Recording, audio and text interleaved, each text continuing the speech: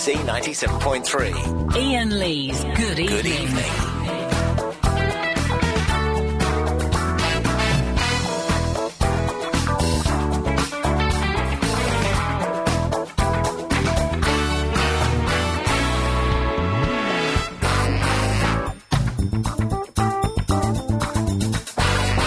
Wow. My chair's at the wrong height. I think I'm in a low chair, which is unusual. Good evening, everybody. Yes, what day are we on? Is it Monday this evening? I'm not totally sure. The first 30 minutes, we're breaking tradition, as we do sometimes, and we're having a guest in. So if you're calling in for Triple M, don't.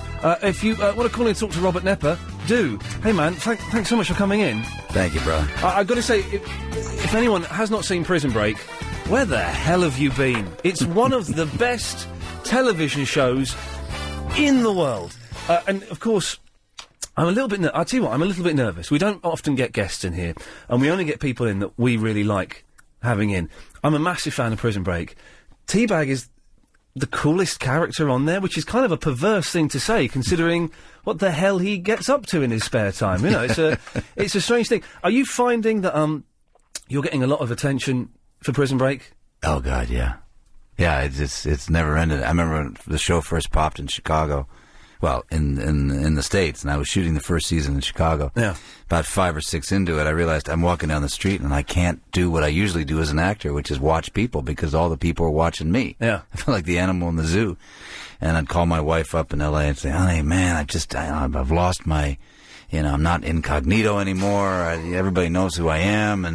And she said, She said, honey, you have a champagne problem, so just shut up and get on with deal it. with it. Yeah. Put up with it. It's a cliche thing, but I mean, there's some brilliant series coming out of the States at the moment, kind of quite intelligent, slightly fantastical drama shows. You've got Lost, which I'm a big fan of Lost.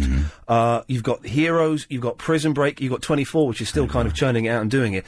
Yeah. Why is it that American TV at the moment is it's at a peak at the moment, isn't it really? Yeah, I don't know. I did a series on HBO a couple years ago called Carnival, and there's some, this is just a theory of mine, but I think HBO helped network television a lot. I think they helped raise the bar, and I think the viewers raised the bar. I think there was a period of time where people said, I am just sick of reality television. I want something other than, watching somebody through a window. And it just went back to good old-fashioned storytelling, and here we are. HBO is brilliant because it's got things that didn't make it of it. Comedies like Mr. Show, which I'm a big fan of. Then you've got The Sopranos was HBO as well, wasn't it? Yeah. Exactly. Ali G, which started over here, went over there, and is on HBO. So it 6 does feet under. It does slightly more intelligent and slightly sweary programs as well. Yeah. I mean, if Prison Break, you almost feel like we're swearing on the show. You think T-Bag's swearing. He's not swearing at all. Yeah. It's so risque in many ways. But, the next step would be nudity or swearing like Oz used to be. Yeah. I missed out on Oz, but I've heard a lot of good things about it, that it was just incredible. I just think people are, we're not any different than we were when we just read books years ago. They just like to have good yarns, good stories to people go, wow, I didn't know that was going to happen. Oh, my, now I have to wait a week till But the thing is, though, you talk about the reality show, it's cheap, it's easy, you can get a few has-beens in there as well, a few fit girls, a few buff guys, and they've got 12 weeks' worth of entertainment for a tenth of what it costs to make a drama. It's ridiculous. No, it's a producer's medium, it's true. But supposing, 10 years down the line, heaven forbid, it all goes wrong, Prison Break, Hitman's the last thing you do, would you do I'm a Celebrity, Get Me Out of Here, or Survivor, or something like that? No. Would you rather go and... I started out in this business as an actor. And, I acted ever since I was a little kid. I always knew I was going to be an actor. My dad's a veterinarian, but, I realized pretty quickly on I wasn't going to be able to live in that shadow. He takes up a lot of light. Really? Yeah. And I thought I'm going to need some light too on me. Was there never that pressure to go to vet school and? No. Really, my dad was really cool about it. He just he wanted to make sure I loved it, and he came to see me do a play at Northwestern University in Chicago, and it was the ruling class, actually. Peter O'Toole had done it. And luckily, the night that my parents came, I got a standing ovation. And my dad wrote me a letter, brought it backstage, and said, I think you're doing the right thing. Fantastic. And he always supported me after that. And I guess you proved it even more when you landed a part in Murder, She Wrote. Which is one of my favourite, after Diagnosis Murder, it's one of my favourite daytime gentle detective series. I got to tell you, the truth be known about Murder, She Wrote is they were a loyal family to actors. If they liked you, boy, they just brought you back. They didn't care if you'd played another character the year before. They'd bring you back and you'd do it. And you made a lot of money on that show. Was it well paid, Murder, She Wrote? Oh, my God. It was like not a typical guest star salary. They'd say, here's 10 grand. Here's 15 grand. Let's come on. And you'd always raise your salary every time you did it. Oh, because she was just so sweet. Well, Angela Lansbury, there was rumour at the time that she was the highest paid lady in television. And we're all here going, for Murder, She Wrote? Really? But, I think I did 3 of those, actually. I think you did. Yeah. Yeah, no, it was a lot of fun. Do you mind if we take a call? Now, Chris, have you... Because we sometimes get freaks phoning in. For the sake of our guests, you've picked decent callers, have you? I tried my best. Okay, we have... I have faders, I have a dump button, I'm here to look after you. If anything goes wrong, I'll protect you, but they should be all right. Gina? Hello? Hello, Gina? Hello, is that Teabag or Ian? This is Ian. Teabag's here. Robert, perhaps you should call him. Pardon? Yeah. Oh, God, blimey. Yeah. Robert, who plays Teabag, is here. Yeah, I'll call him Robert then. Yes. There you go. Hello, Robert. Hello. I'm a great fan of yours. I absolutely love Prison Break. Can't wait for Monday nights to come. Yeah, At the moment, in this country, you have become a bogus psychiatrist.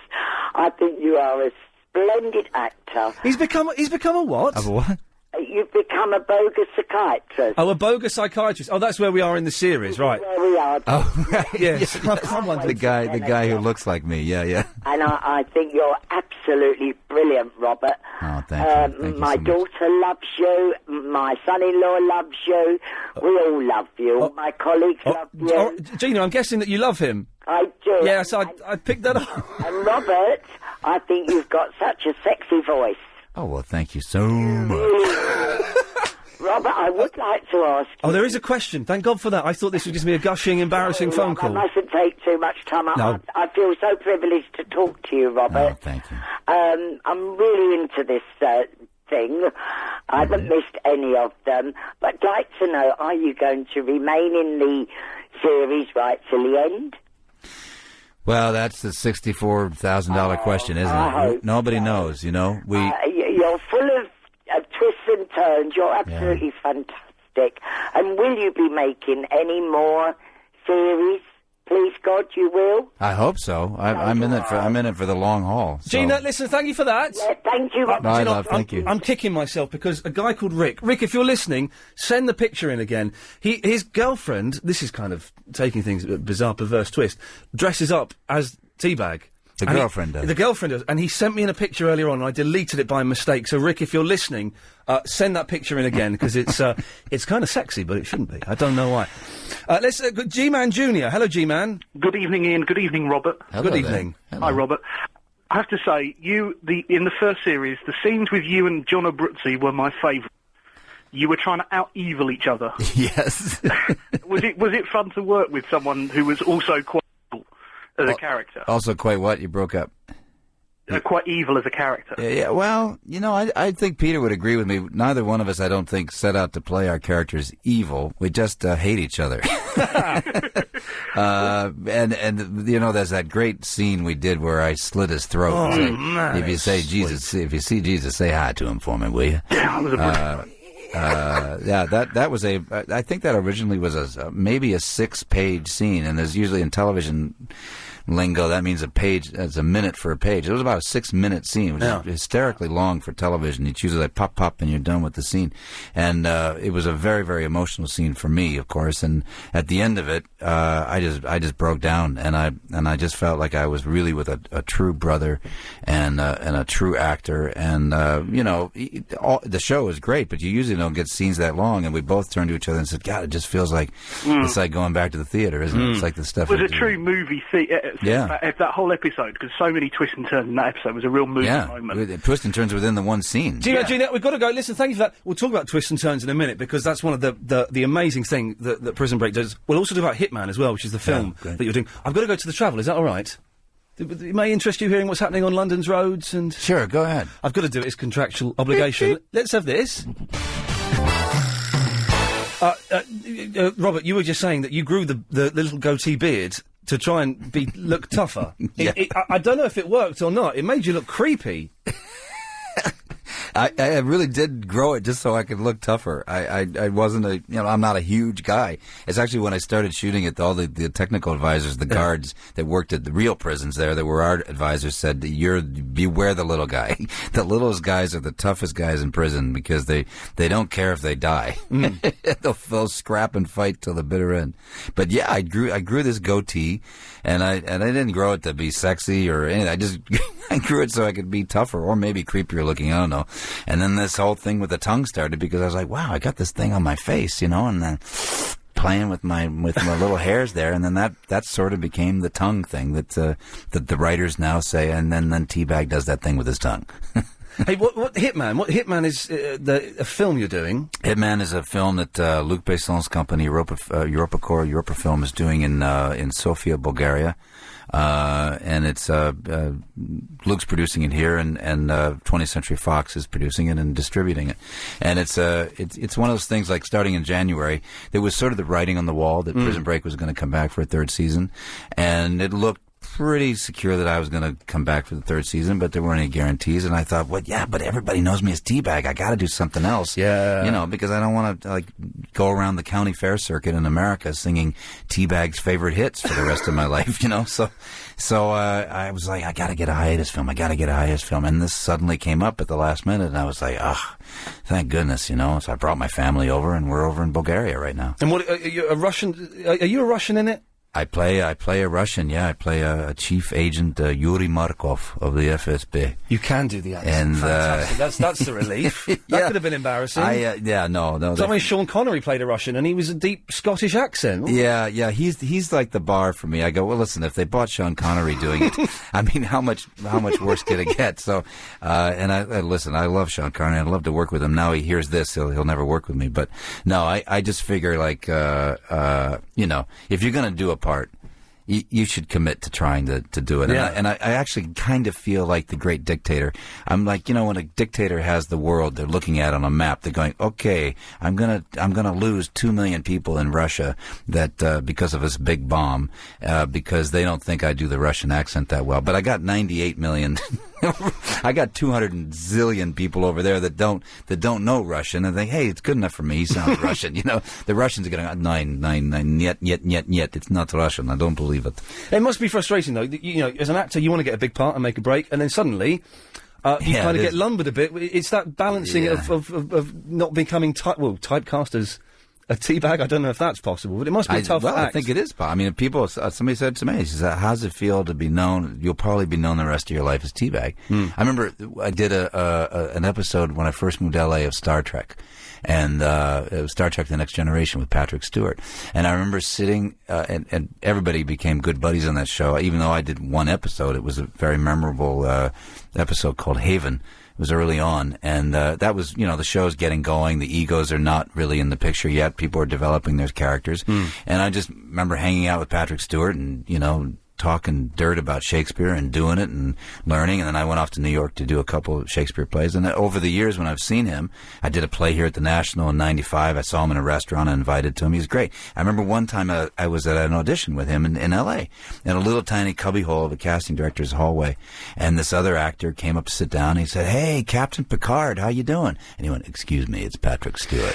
Yes. Because even with actors, he was like, I just don't like it when you come up and you call me. I mean, that Star Trek was dead for a couple of years, at least 3, 4, 5 years.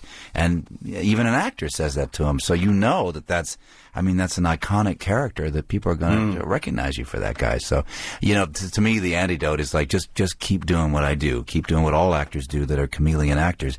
You just do other projects and you just do everything you can to make that happen, because then that'll mix up people in their heads about who you really are. Hey, listen, we'll take one quick call, then we're going to let you go, because I know you've got a dinner booked up. Laura?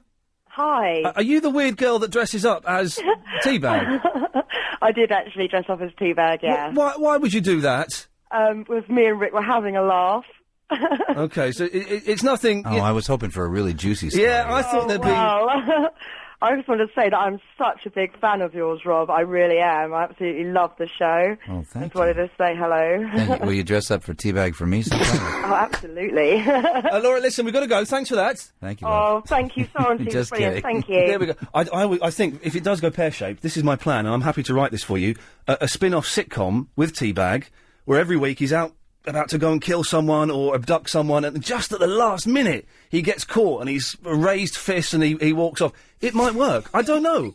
It might work, and I'm happy to come over to the States and pitch that idea for you and make it work. Okay. Hey, listen, when are you going back home? You off soon, or...? We'll go back to Bulgaria on Wednesday. Brilliant. Finish the film up there. Yeah. Robert, listen, can we be really cheeky? Can I grab a picture of you out there? Yeah, man. Is that all right? Listen, I'm going to play a song so that we can sneak off this interview a little bit early. Oh, I've got to say, the reason you're here, for goodness sakes, the Prison Break Series 2 DVD box set is out today. Disappointed you didn't bring any in. I thought maybe... No, we have some. I think we have some here for you. Oh, in that case. It's out today. I don't know. Listen, I went into to Dallas last year when the show was going its second season, and I happened to look up on the counter and I said, "Hey, how come you don't have Prison Break up here?"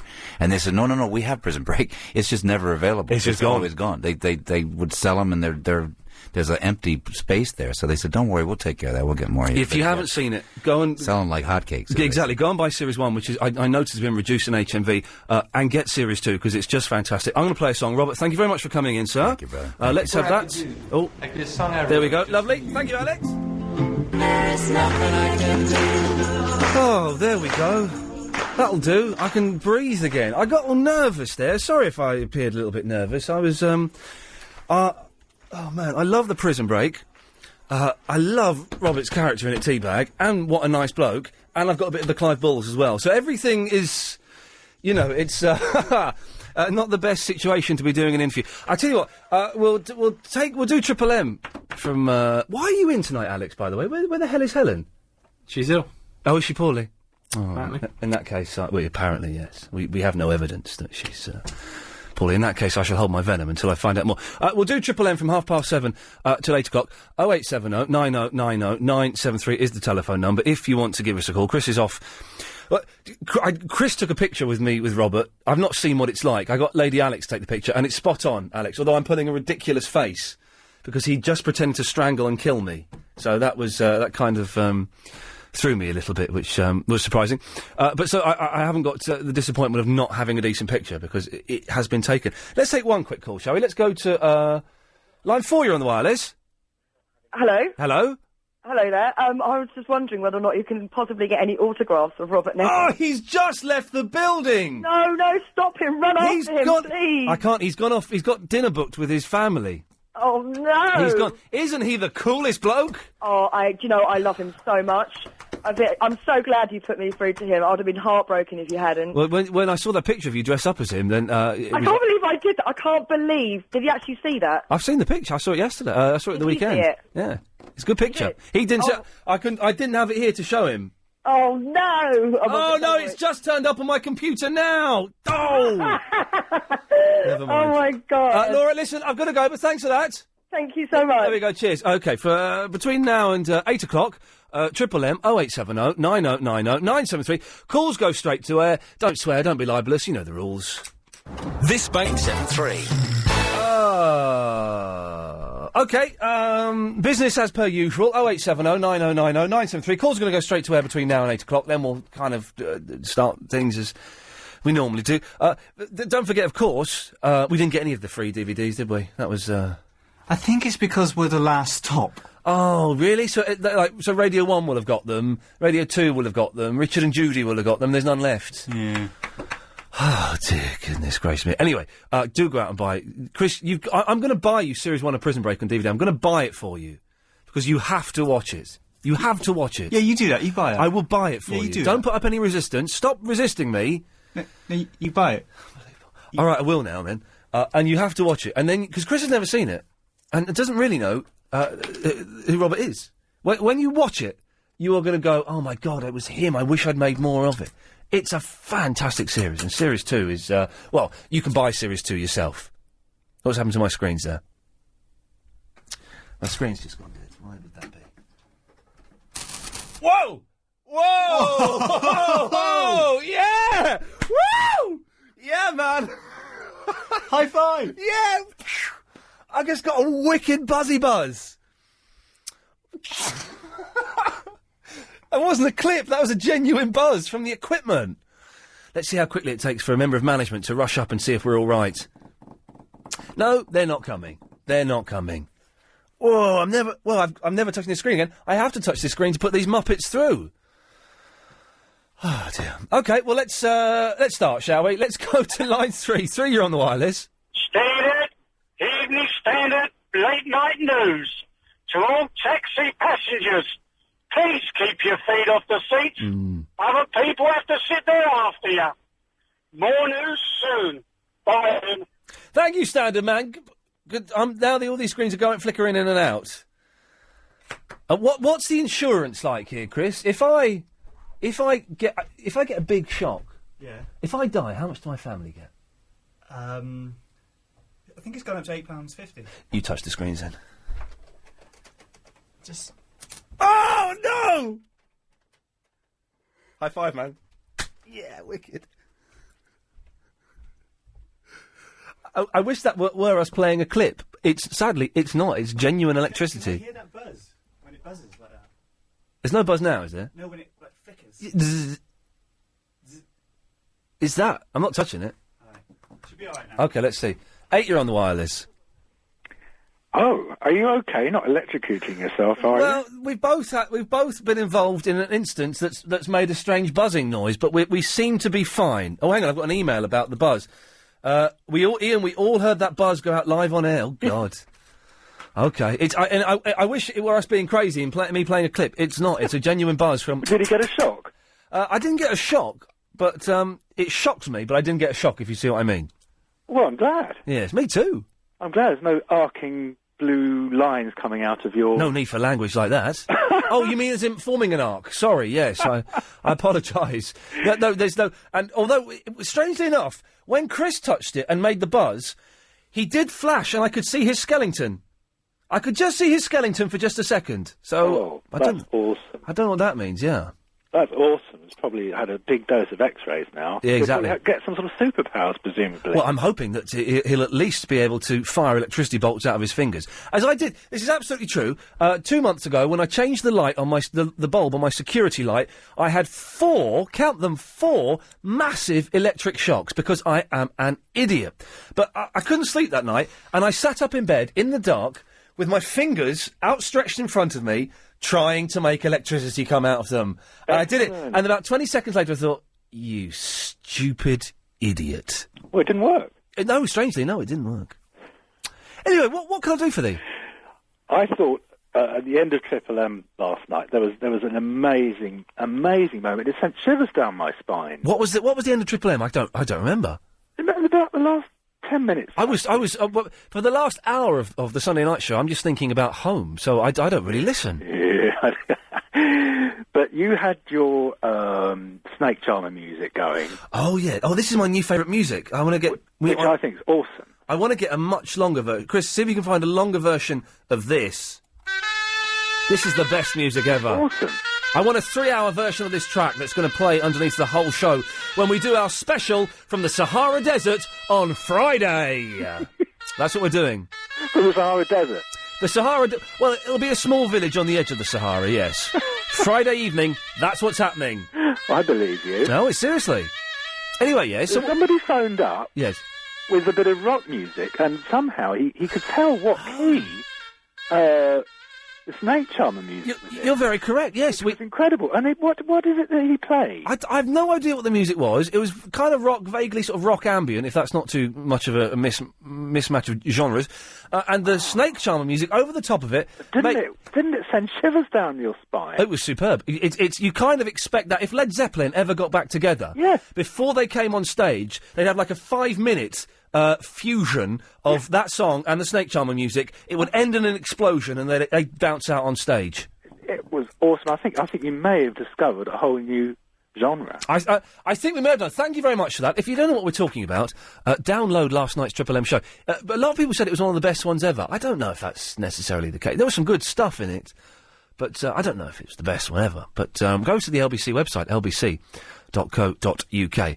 And there's a whole heap of fun things on there for you to play around with. There's also the Dodge rules. Oh, are they up there now? Yeah. Well, you know, a couple of listeners emailed in with the Dodge rules. Yes. I put them both up. Brilliant. Just in case you couldn't understand the first set. So they're on the website, so people can see those. Yeah. Dodge is the phone game. Oh, hang on, I can hang on a second. Chris, could you do me a favour? Could you just recap what Dodge is for us? Thanks, Ian. Dodge is a phoning game Bill on the M25 came up with. We're still trying to understand how it works, but basically all you have to do is avoid being shot by dodging certain numbers in your telephone number. Yes. The last man standing on the line wins. Back to you, Ian. And anyway, so that's Dodge. We play that sometimes. But that chap was talking about last night's Triple M. Chris, we may have some new listeners who read week-old Daily Expresses. Could you explain Triple M to them, please? Triple M is a 6 show that Ian does on a Sunday night. Yes. It starts at 10 p.m. and finishes at 1. Right. Your calls go straight to air on that show for the entire 3 hours. Correct. Sometimes it's really good, and sometimes it's rubbish. It can be rubbish. It can be absolutely awful. Let's go to line 4. You're on the wireless. What? Oh, by the way, don't swear or be libelous because we can stop you from calling the radio station. It sounds impossible, but it is actually true. Line 10, you're on the wireless.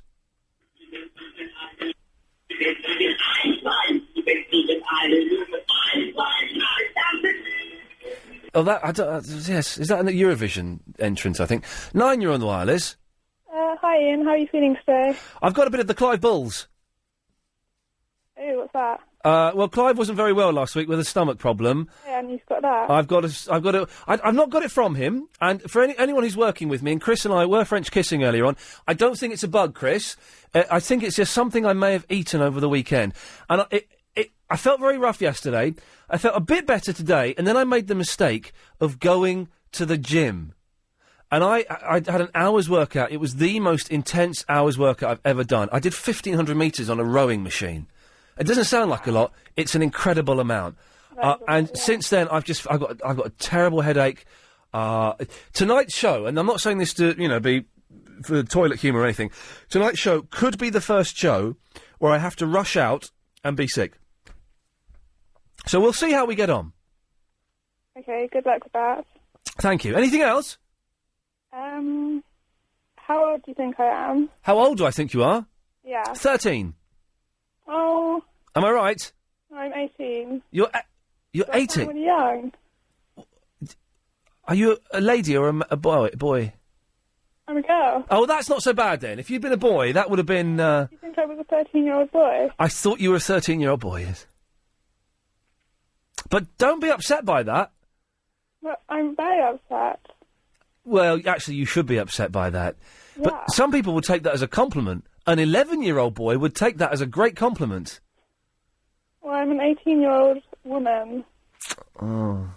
How come you sound so young and boyish? Do I? No one's ever told me I sound like a boy before. I think they've just been polite. Okay. How do you think I can make my voice more mature?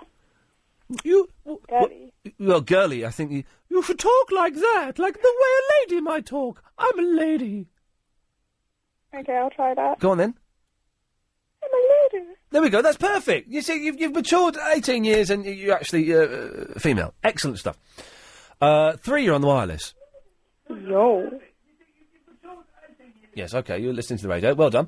5, you're on the wireless. Good evening. Good evening. That was me that played that music last night in the same key. Have you still got it there? No, I'm in my car. What music is it? It's called Altitudes. What? Altitudes. Altitudes? Yeah, like high up in the sky. Yeah. By Jason Becker.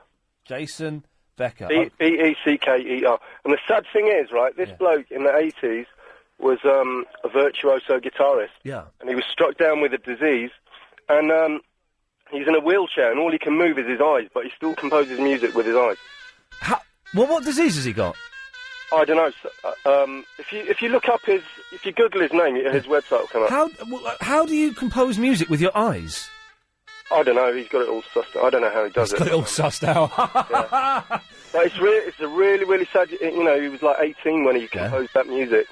And and then he was, he's playing with Van Halen and people like that. Wow. And yeah. Okay, well, what we'll do for the Alex, are you doing the show Friday? Yes. Now, have you got a passport? Yes. We're going to be doing it from a small village just outside the Sahara. Is that all right? Sounds good to me. I'll bring the sun cream. Chris will supply the camels. I'll try and track that music down for Friday, and we'll have a mash up. Sweet. Yeah, Good sweet. evening. Sweet as a nut. Good evening indeed, mate. Good evening. Oh, I can't press the button that cuts you off. Oh, there we go. He's done it himself. Friday's show is going to be coming from a small village just outside the Sahara. We should have a look at maps tomorrow and find one. I don't like camels. Goats. I don't like sand. Oh, gee. Okay. Leave it to me. I'll sort it all out. Alan? Yes? Are you working on Friday? I might be. Would you be able to come to the desert with us? Absolutely. Can I do travel from the desert? Exactly. I want desert updates. Yes. I want to know what's happening in the Sahara and on the camel motorways. Overturn camels and things like that. Exactly. Yeah. A shed camel load. Yes, I can do that, definitely. Good lad. Sweet as a nut. Oh, someone's going to get a slap. Carry on. If you're heading onto the tubes, there are big problems. Okie dokie. 0870 9090 973. Because we had Robert Nepper in from Prison Break, I can't wait to see him playing a Russian, like a dodgy Russian spy in Hitman. That's going to be fantastic, isn't it? What a nice bloke. Because of that, we're doing Triple M now, and then we'll, do things relatively normally from 8 o'clock. If I do rush off, it's just because I'm feeling a little bit dicky. One, you're on the wireless. My quiz. What? My quiz. What quiz? Quiz. I've got an idea for a quiz. Have you? Yeah. What's it? Oh, what, for this show? Yeah. Okay. But so not the big quiz then with Gary King? No, not him. No, he's not involved. He's not coming in. No. Okay, well, that's something. It's called the I Don't Know quiz. I don't know. I remember this. There you go. See, you got the answer right. Okay. Every time you get a question, you say, I don't know, you get a point. Right. And this guy can't play it. If you get a He forgets how to play his own quiz. There's point deducted. Okay. Does it sound strange? It sounds very strange. Well, who would the winner be? I don't know. I don't know. That's the winner, isn't it? We were good in the Can we get... I'll tell you what, I'm a little bit hazy on these rules of this quiz, Robert. If we get a caller up who'd like to play it with you, would you be the quiz master? Yeah, okay. 0870 9090. This is a good start, isn't it? 0870 9090 973. Would you like to play the... What's it called again, Robert? I Don't Know quiz. The I Don't Know quiz with Robert from the Balham. If you'd like to play... then give us a call, 0870 9090. Not getting many calls there, I'd imagine. Connor's in the South Croydon. Hello, Connor. Hello, Ian. Hi, Connor. How are you? I'm fine. Doesn't Would Connor you like to destroy play this what's it called again, Robert? I Don't Know quiz. With Robert? Connor? Hello. Hello? Okay, I'll play the quiz. You'll play it, will I'm you? not that good. No, do you know the rules? No. Okay, well, Robert, could you... This is awful. Right. Robert, can you explain the rules while I find a clock? If you get the answer right... This is great. I can go you home, have to can't point. I? This is the If you future. get the answer wrong, you say, I I can don't just know. go home. Okay, then. So you've got the rules. You understand them, do you? Fantastic. Okay, hang on. Let's Let me get find... some I've got to music. find a clock noise. Hang on a second. Hang on. Shall I tell you what I don't want to do the weekend while you're No. Okay. No. Okay, here we go. Your time starts. Your 46 seconds starts now. Well, ask a question, then. No, Robert, you're the quiz master. All right. What's called four legs and flies? No, I've stopped the clock. This is awful. Okay, right, here we go. Robert, you tell me when to start. You're the quiz master. Right, stop. What's got four legs and flies? Oh. No, it's I don't know. So that's 1 point to me. Okay, so what? Hang on. Oh, hang on. I'll flip to next. So hang on, Robert. You get if. Oh God. So if Connor doesn't say I don't know, you get a point, do you? That's right. I don't know. Smack you in a minute. Okay, so Robert. Music is surprisingly He out. didn't say that. He said pass. Right. So who got a point then? That's the same, isn't it? Well, it's not the same. Robert can have the point, can he? Okay, yeah. Etc. I could have gone home then. Hey, it's the Beatles, Chris. Who's playing drums on this track? Ringo? Wrong.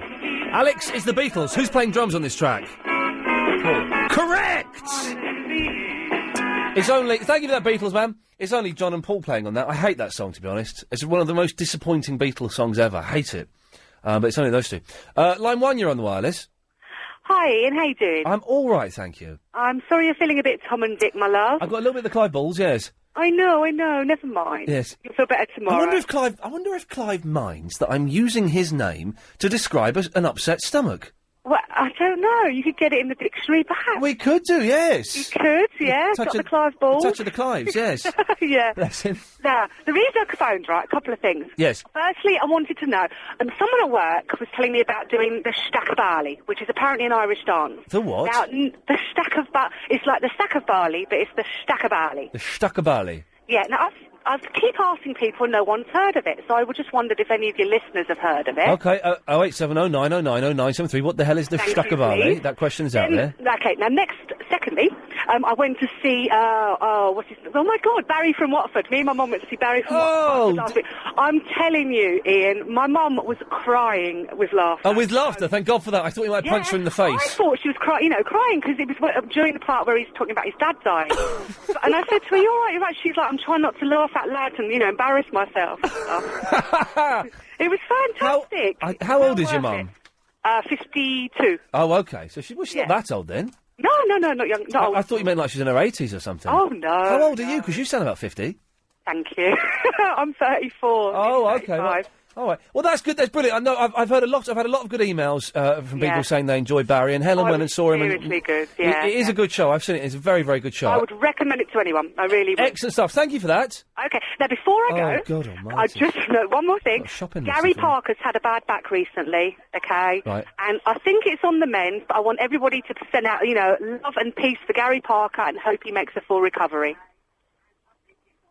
I can't do that. Why not? I don't know Gary Parker. He might be evil for all I know. Yes, but he's infamous. You have heard of Gary Parker. He's left messages with you. What do you mean he's left messages with me? What does that mean? Well, do you not remember when I phoned up to see if he'd left any messages? And then some random man, right, who wasn't the Gary Parker I know, phoned in. Yeah.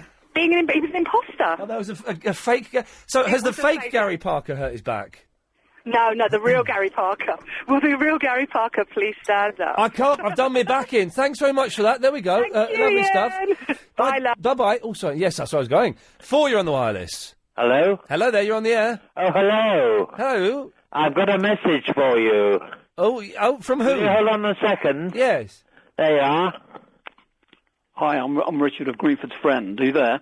Yes. I went to this place called Sidi Ifni in Morocco about 10 years ago. I spent Christmas there, and it's a village in the Sahara in Morocco. And I don't know if you would require the name of Sidi Ifni. How do you spell Sidi Ifni? Phonetically, it's S-I-D-I... Yes. I-F-N-I. Yes, but literally? I don't know how, I can't remember how to spell it, Ian, but it's Sidi Ifni. And it's in Morocco? It's in Morocco. It's on the edge of the Sahara Desert. Is Morocco by the Sahara? Yeah, and it's like a nuclear explosion place. I can't explain this, but... Oh, we can't do a show from a nuclear explosion place. Darling, you could do anything. You're Ian Lee. You can do whatever you like, mate. Well, maybe we'll consider it. Thank you, Richard from Greenford's friend. Thank you so much. Yeah, there we go. What a bunch of delightful fruitcakes. UK Online. Okay, 4 more minutes of this. Let's go to line 4. 4, you're on the wireless. Good evening. Good evening. Yeah, I think it's been a really good start to the show so far. It's been alright, hasn't it? Yeah, so we could all make imaginary guns in our right hand and fire them up in the air to celebrate. All right, then, go on, then. Bang, bang, bang, bang, bang, bang, bang, way, way, bang, bang. I tell you what to do. Can we also take off our imaginary hats and toss them up in the air? All right, go on, then. All right. Hey! Oh, yes. Excellent, thanks for that, mate. Cheers. Cheers. That was surprisingly good fun. We should have done both at the same time. 5, you're on the wireless. Frank Sidebottom and Noel Gallagher. Never seen in the same room. Now, isn't that interesting? Isn't that interesting? 9, you're on the wireless. Woodstock remembered. Peace and love. Peace and love, brother. 3, you're on the wireless. G'day, this is Wally Dingo with Aussie Rolls Roundup. Weekend winners were Adelaide, Essendon, Western Bulldogs, Sydney, Geelong, the Kangaroos, Hawthorn and the West Coast Eagles. Till next Monday, check your petrol on the Nullarbor.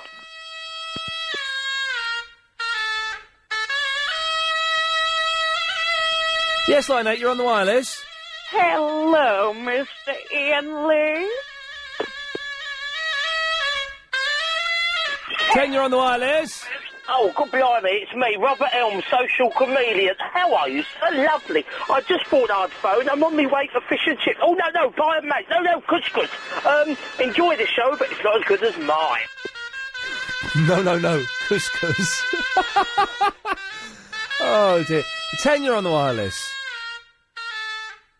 Hello? Yes? It's Kev the Repo Man. Hello, it's who? Kev the Repo Man. Bob the Repo Man?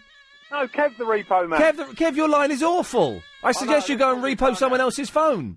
I'm just going to throw my phone out the window. Hang on. That's better. I've shook it around. Excellent stuff. OK, did you know the Stanley Cup playoffs go through to Game 6 tomorrow night? I don't know what that means. Detroit are playing Anaheim Mighty Ducks in Game 6. Is that baseball?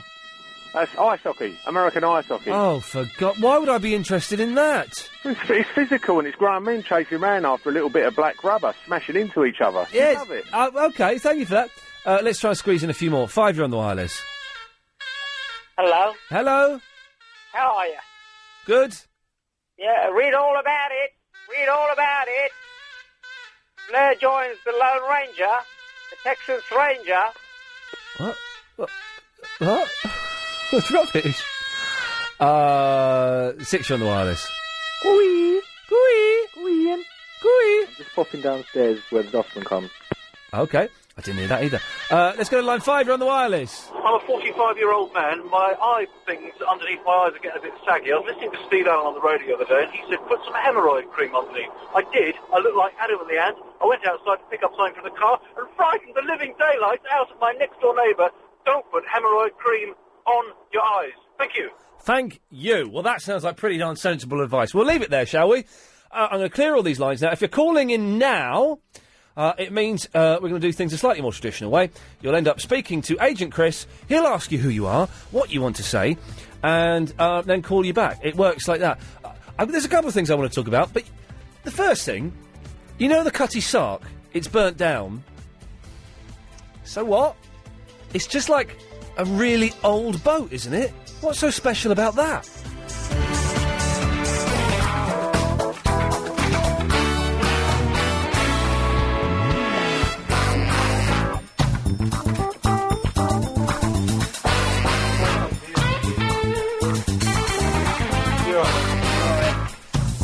See you later.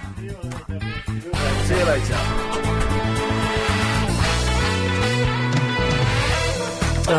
So it's just a boat. It's just an old boat, right? And I remember going to the Cutty Sark as a kid. It was a dull day. I break things in my house. They get burnt sometimes, they break. It's like you get upset for a bit and you think, let's throw it away. It's really old. I burnt a tea towel the other day, right? And they're not flame retardant. They can burn. And I burnt it and I was like, oh, flip it, I've had that tea towel for years. I thought, I've had that tea towel for years. I'm going to chuck it in the bin. That's what you should do with the Cutty Sark. Just chuck it in the bin. It's just an old boat. We've got better, newer boats. They've got that blooming battleship down there, the camouflage battleship. What is it called? HMS Belfast. Yes, sir! That's what it's called. That's newer and better. Chris? And it's got guns. It's got wicked guns. It's made of metal. It's camouflage. Now. How do you know it's there? Good point. 0870 90 90 973. It's Prime Minister Zayn. Oh, Ian. What's happening, man? Yes, my lord. Good, man. I wanted to speak to Robert. Well, he went about 40 minutes ago. I called half an hour ago. Well, he'd left by then as well. No, I called actually 40 minutes ago. OK, well, he was leaving just then. Do you want to say 50 minutes, play it safe? Right. Not to worry, not to worry. Not to worry. We'll probably get him back in about 5 years' time. I can wait. No worries. OK, well, let's wait then. So what's happening here? Doing a radio show. I've got not feeling too well, got a bit of a headache, bit of an upset stomach. Serious? It's not that serious. I'm not going to die, but I've got those things. Yes. Going to get a haircut tomorrow. Yeah, haircut. You want to get a nice fade? A nice what? Fade? You don't know what about the fade? Could you do me a favour, Prime Minister? Could you put your mouth near the mouthpiece? My mouth is next to the mouthpiece. Okay. Could you enunciate for me? Are you going to get a fade? A sate? Fade. A fade? Yes, sir. What is a fade? You don't know what a fade is? I do not know what a fade is, but I'm tempted to ask for it tomorrow. Okay, go for it. You know Will Smith in Fresh Prince of Bel-Air? Hang on a second, everybody. Hang on a second. Raid alert, raid alert, raid alert, raid alert, raid alert. This is a raid alert. Potential raid alert. Yes, I know the Fresh Prince of Bel-Air. Well... Alright, sorry to disappoint you. No, I'm not going to sing it. I thought he was going to sing it. Call the raid off. Everyone sit back. Alex, Chris, sit down. The raid is off. Sit down. Well, basically, his haircut, that's the fade. Well, I'm not going to get one of those. Well, that's a shame. It is a shame, but I'm just going to get a bit of a trim, really. Oh, just a trim, I see. Ever been to Las Vegas, Prime Minister? No. Okay. The land of the devil. It is the land of the devil. I'm going there next week. Oh, good man. I'm a little bit nervous. You should be. Oh, I will be. I am. Yeah? Yeah. Well, I'm going to turn the whole of Soho Square into a Las Vegas-style casino. The whole of Soho Square into a Las Vegas-style casino? Oh, yes, I am. Well, Prime Minister, I'll certainly vote for you for another 4 years. Oh, good man. Excellent stuff, Prime Minister Zayn. All right, Ian. We salute you. Good man. Good night. What a fantastic man leading our country. One idiot calling in. It's G-Man. Pardon? Hello, G-Man. Oh, hello. What was up with that bloke? That was the Prime Minister, Prime Minister Zayn. No, it's Gordon Blacks. It was definitely Prime Minister Zayn. Okay. What is he, Zayn, Alex Zayn?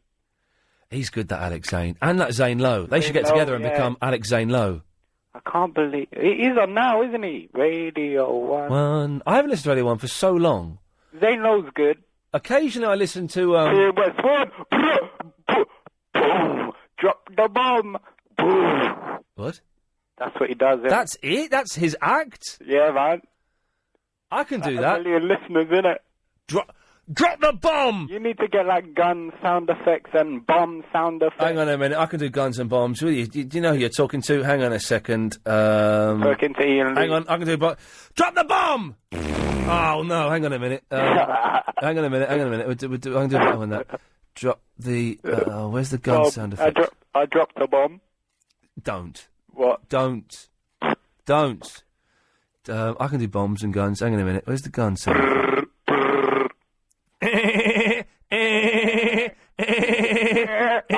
I'll show you.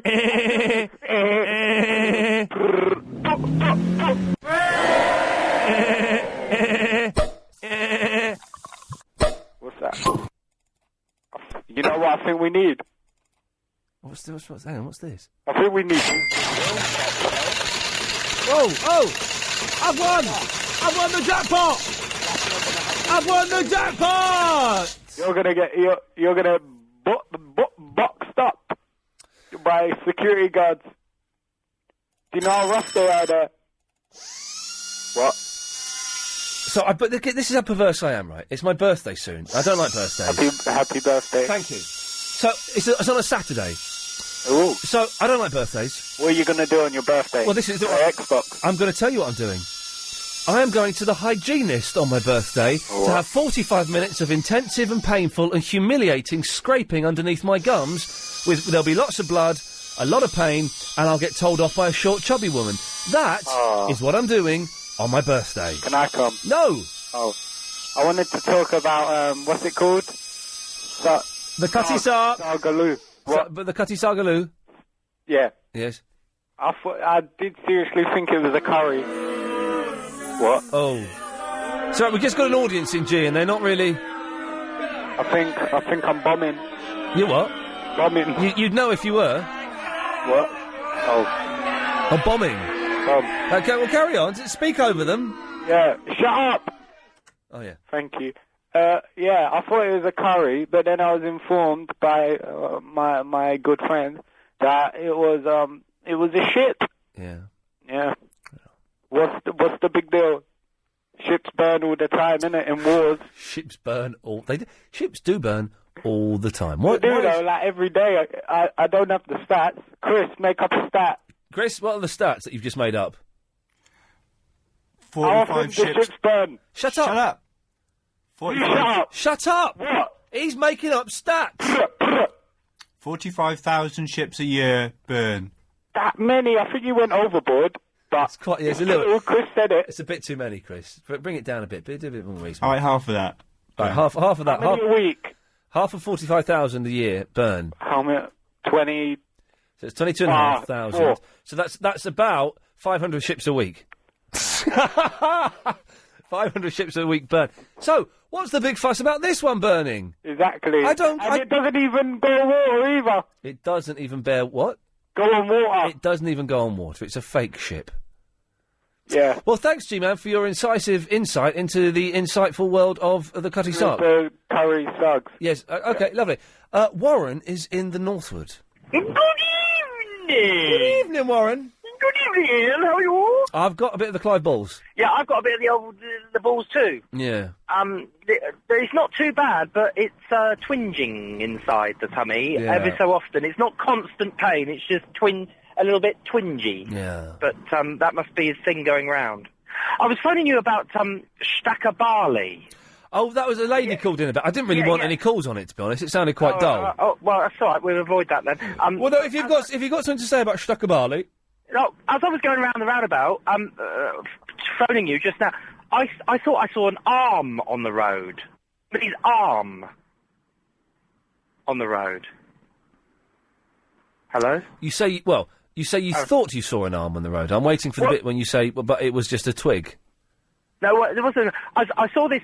I swear to God, it was an arm, but I had to go down the road, turn round the roundabout again to check. But I'll tell you what it was, and you'll know why I thought it was an arm. It was a a kitchen roll, a thing that had been used up, and the cardboard bit had been left on the road, and where the water's gone to, it had all expanded and frayed at the end. So it looked like an arm. It was the cardboard centre of a kitchen roll. Yes. How could that, in your wildest fantasies, look like an arm? You're asking me? Exactly. But it was... Well, I'm not making... Right. Why did he have to make that sexual? Well, that's what he was doing there, Chris. He was making that sexual. There was no need for that to be sexual. Just because you use the word fancy doesn't mean you're some kind of pervert. Alex? Yeah? Can we come back to you after the old travel? Yeah, go on in. You sure that's all right? Yeah, well, it's all right with you. Have you ever been to Las Vegas? No, but I'm in South Square now, live. Oh, okay. Would it look good if it were converted into a Las Vegas-style casino? Well, there's a little hut in the middle. Now, it's funny you mention that, because I was in Soho Square the other day, and there is a little hut, but the little hut is surrounded by wood. It's brilliant. The wood is painted to look like the little hut that's on the inside. I know. Alex, stay there. We'll talk more about that. Is it Alan Joyce? Yes, it is. It's Alan Joyce in the travel centre. Excellent. Let's have the latest LBC travel news with Alan Joyce. Oh, no, he's just gone home. It's me instead. Looking at the tubes... It sounds like Alan Joyce, because he sounds like a big girly. Oh, shush. On the tubes... That Karen Mercer sounds like a fella. Oh, turn the mic off! It's not Karen Mercer, it's Amanda Redman. No, I don't know who I am now. Anyway... Karen Mercer really does my head. Will you turn this mic off? Ian Lee... Can't stand her. No time left to do the travel. And she does all that stupid yoga nonsense. She's like, on the tubes, there's no service on the clockwise circle line, severe delays on the district and Hammersmith and won't be alive anymore because of a signal failure. Turn the mic off, Alex! And you've got severe delays on the Bakerloo line after safety check. We're kind of doing topics, almost. We're slagging off the Cutty Sark, and you're more than welcome to join in. If anyone's done anything worse than going to the hygienist on their birthday... A niece has got an exam. It's nothing. It's not anywhere near as bad as having your gums ripped apart by a stroppy, short woman for 45 minutes. That's what I'm doing. I'm paying to do that. I'm paying about 50 quid to do that. Is she sexy? No. Nope. No. And she does the thing, right? To make matters worse, last time I was there, she told me off and everything. The first time she gave me an injection of a cane of some sort, Novocaine or something, to numb me, which was cool. Second time, nothing. She said, we haven't got time to give you injections, we're just going to... What? You haven't got the time? What? So she just scraped... puts this stuff underneath the gum, just scrapes... Get horrible crap out your mouth. And there's blood and everything. And while she's doing this, right, she says, so, you're a TV presenter. Been in anything, I would have seen? No, I've not seen either of those. I don't really watch TV. All right, so now I'm in pain and I'm humiliated because she's never heard of me. Awful. Anyway, Alex. Oh, yeah. So why is the hut in the middle of Soho Square surrounded by wood that's painted to look like the hut in the middle of Soho Square? I don't know. What is going... Because that's been like that for years, and I remember it... it hasn't been like that for years. It's been there for about 6 months. It's been like that for years. No, it ain't. Yes, it has. No, it ain't. Yes, it has. No, it ain't. Yes, it has. All the time. Yes, it has. No, it ain't. It's been like that for more than a year. Prove it. Oh, now, come on. How am I going to prove that? I live around the corner, and it's been like that for 6 months. Yeah, I'm not sure. Yeah, I think I don't know, that's about a year, because they put it up after August, I think. But what's going on behind it? What? I say, what's going on behind it? It's just a normal hut. But then why is there a fake hut around it? I don't know, because maybe they're painting it or something. Well, that's what I'm asking. What's going on behind that? I don't know, but yeah. But I reckon that you could fit one roulette table in there, just one. Yeah, you could, yeah. Because if it was going to turn into a casino or something. Well, I think that Prime Minister Iain was intending to just build a casino over Soho Square. How are they going to do that? What do you mean, how are they going to do that? What does that mean? Build lots of tree houses or something. No. What's he going to do? What? Is he going to bulldoze the whole place? Yes, and build over it. What do you think? What do you think? You know all the buildings that exist in the world now? Do you think before those buildings there were other buildings, or maybe that in some places there were trees and fields and stuff?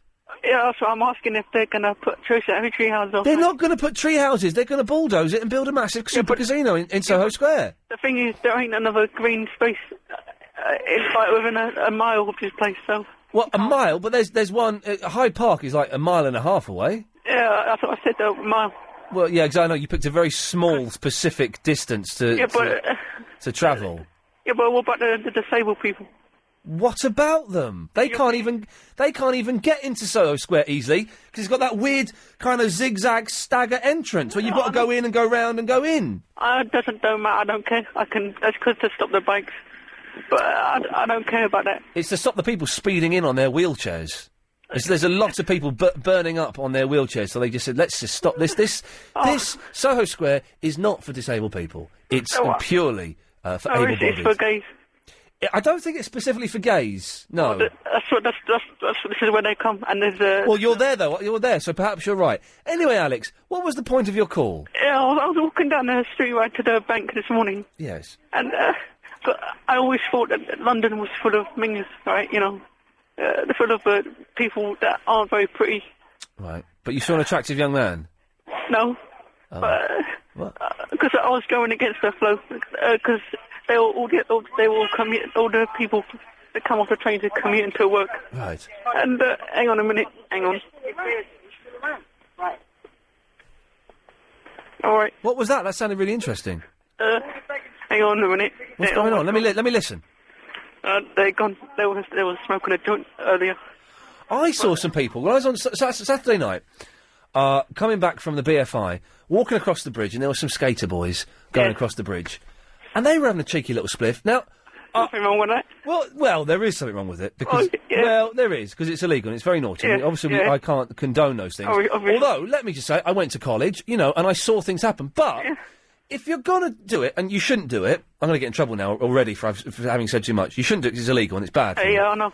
But don't do it walking across a bridge when there's hundreds of people walking across a bridge. What stupid... But they want no police there, are they?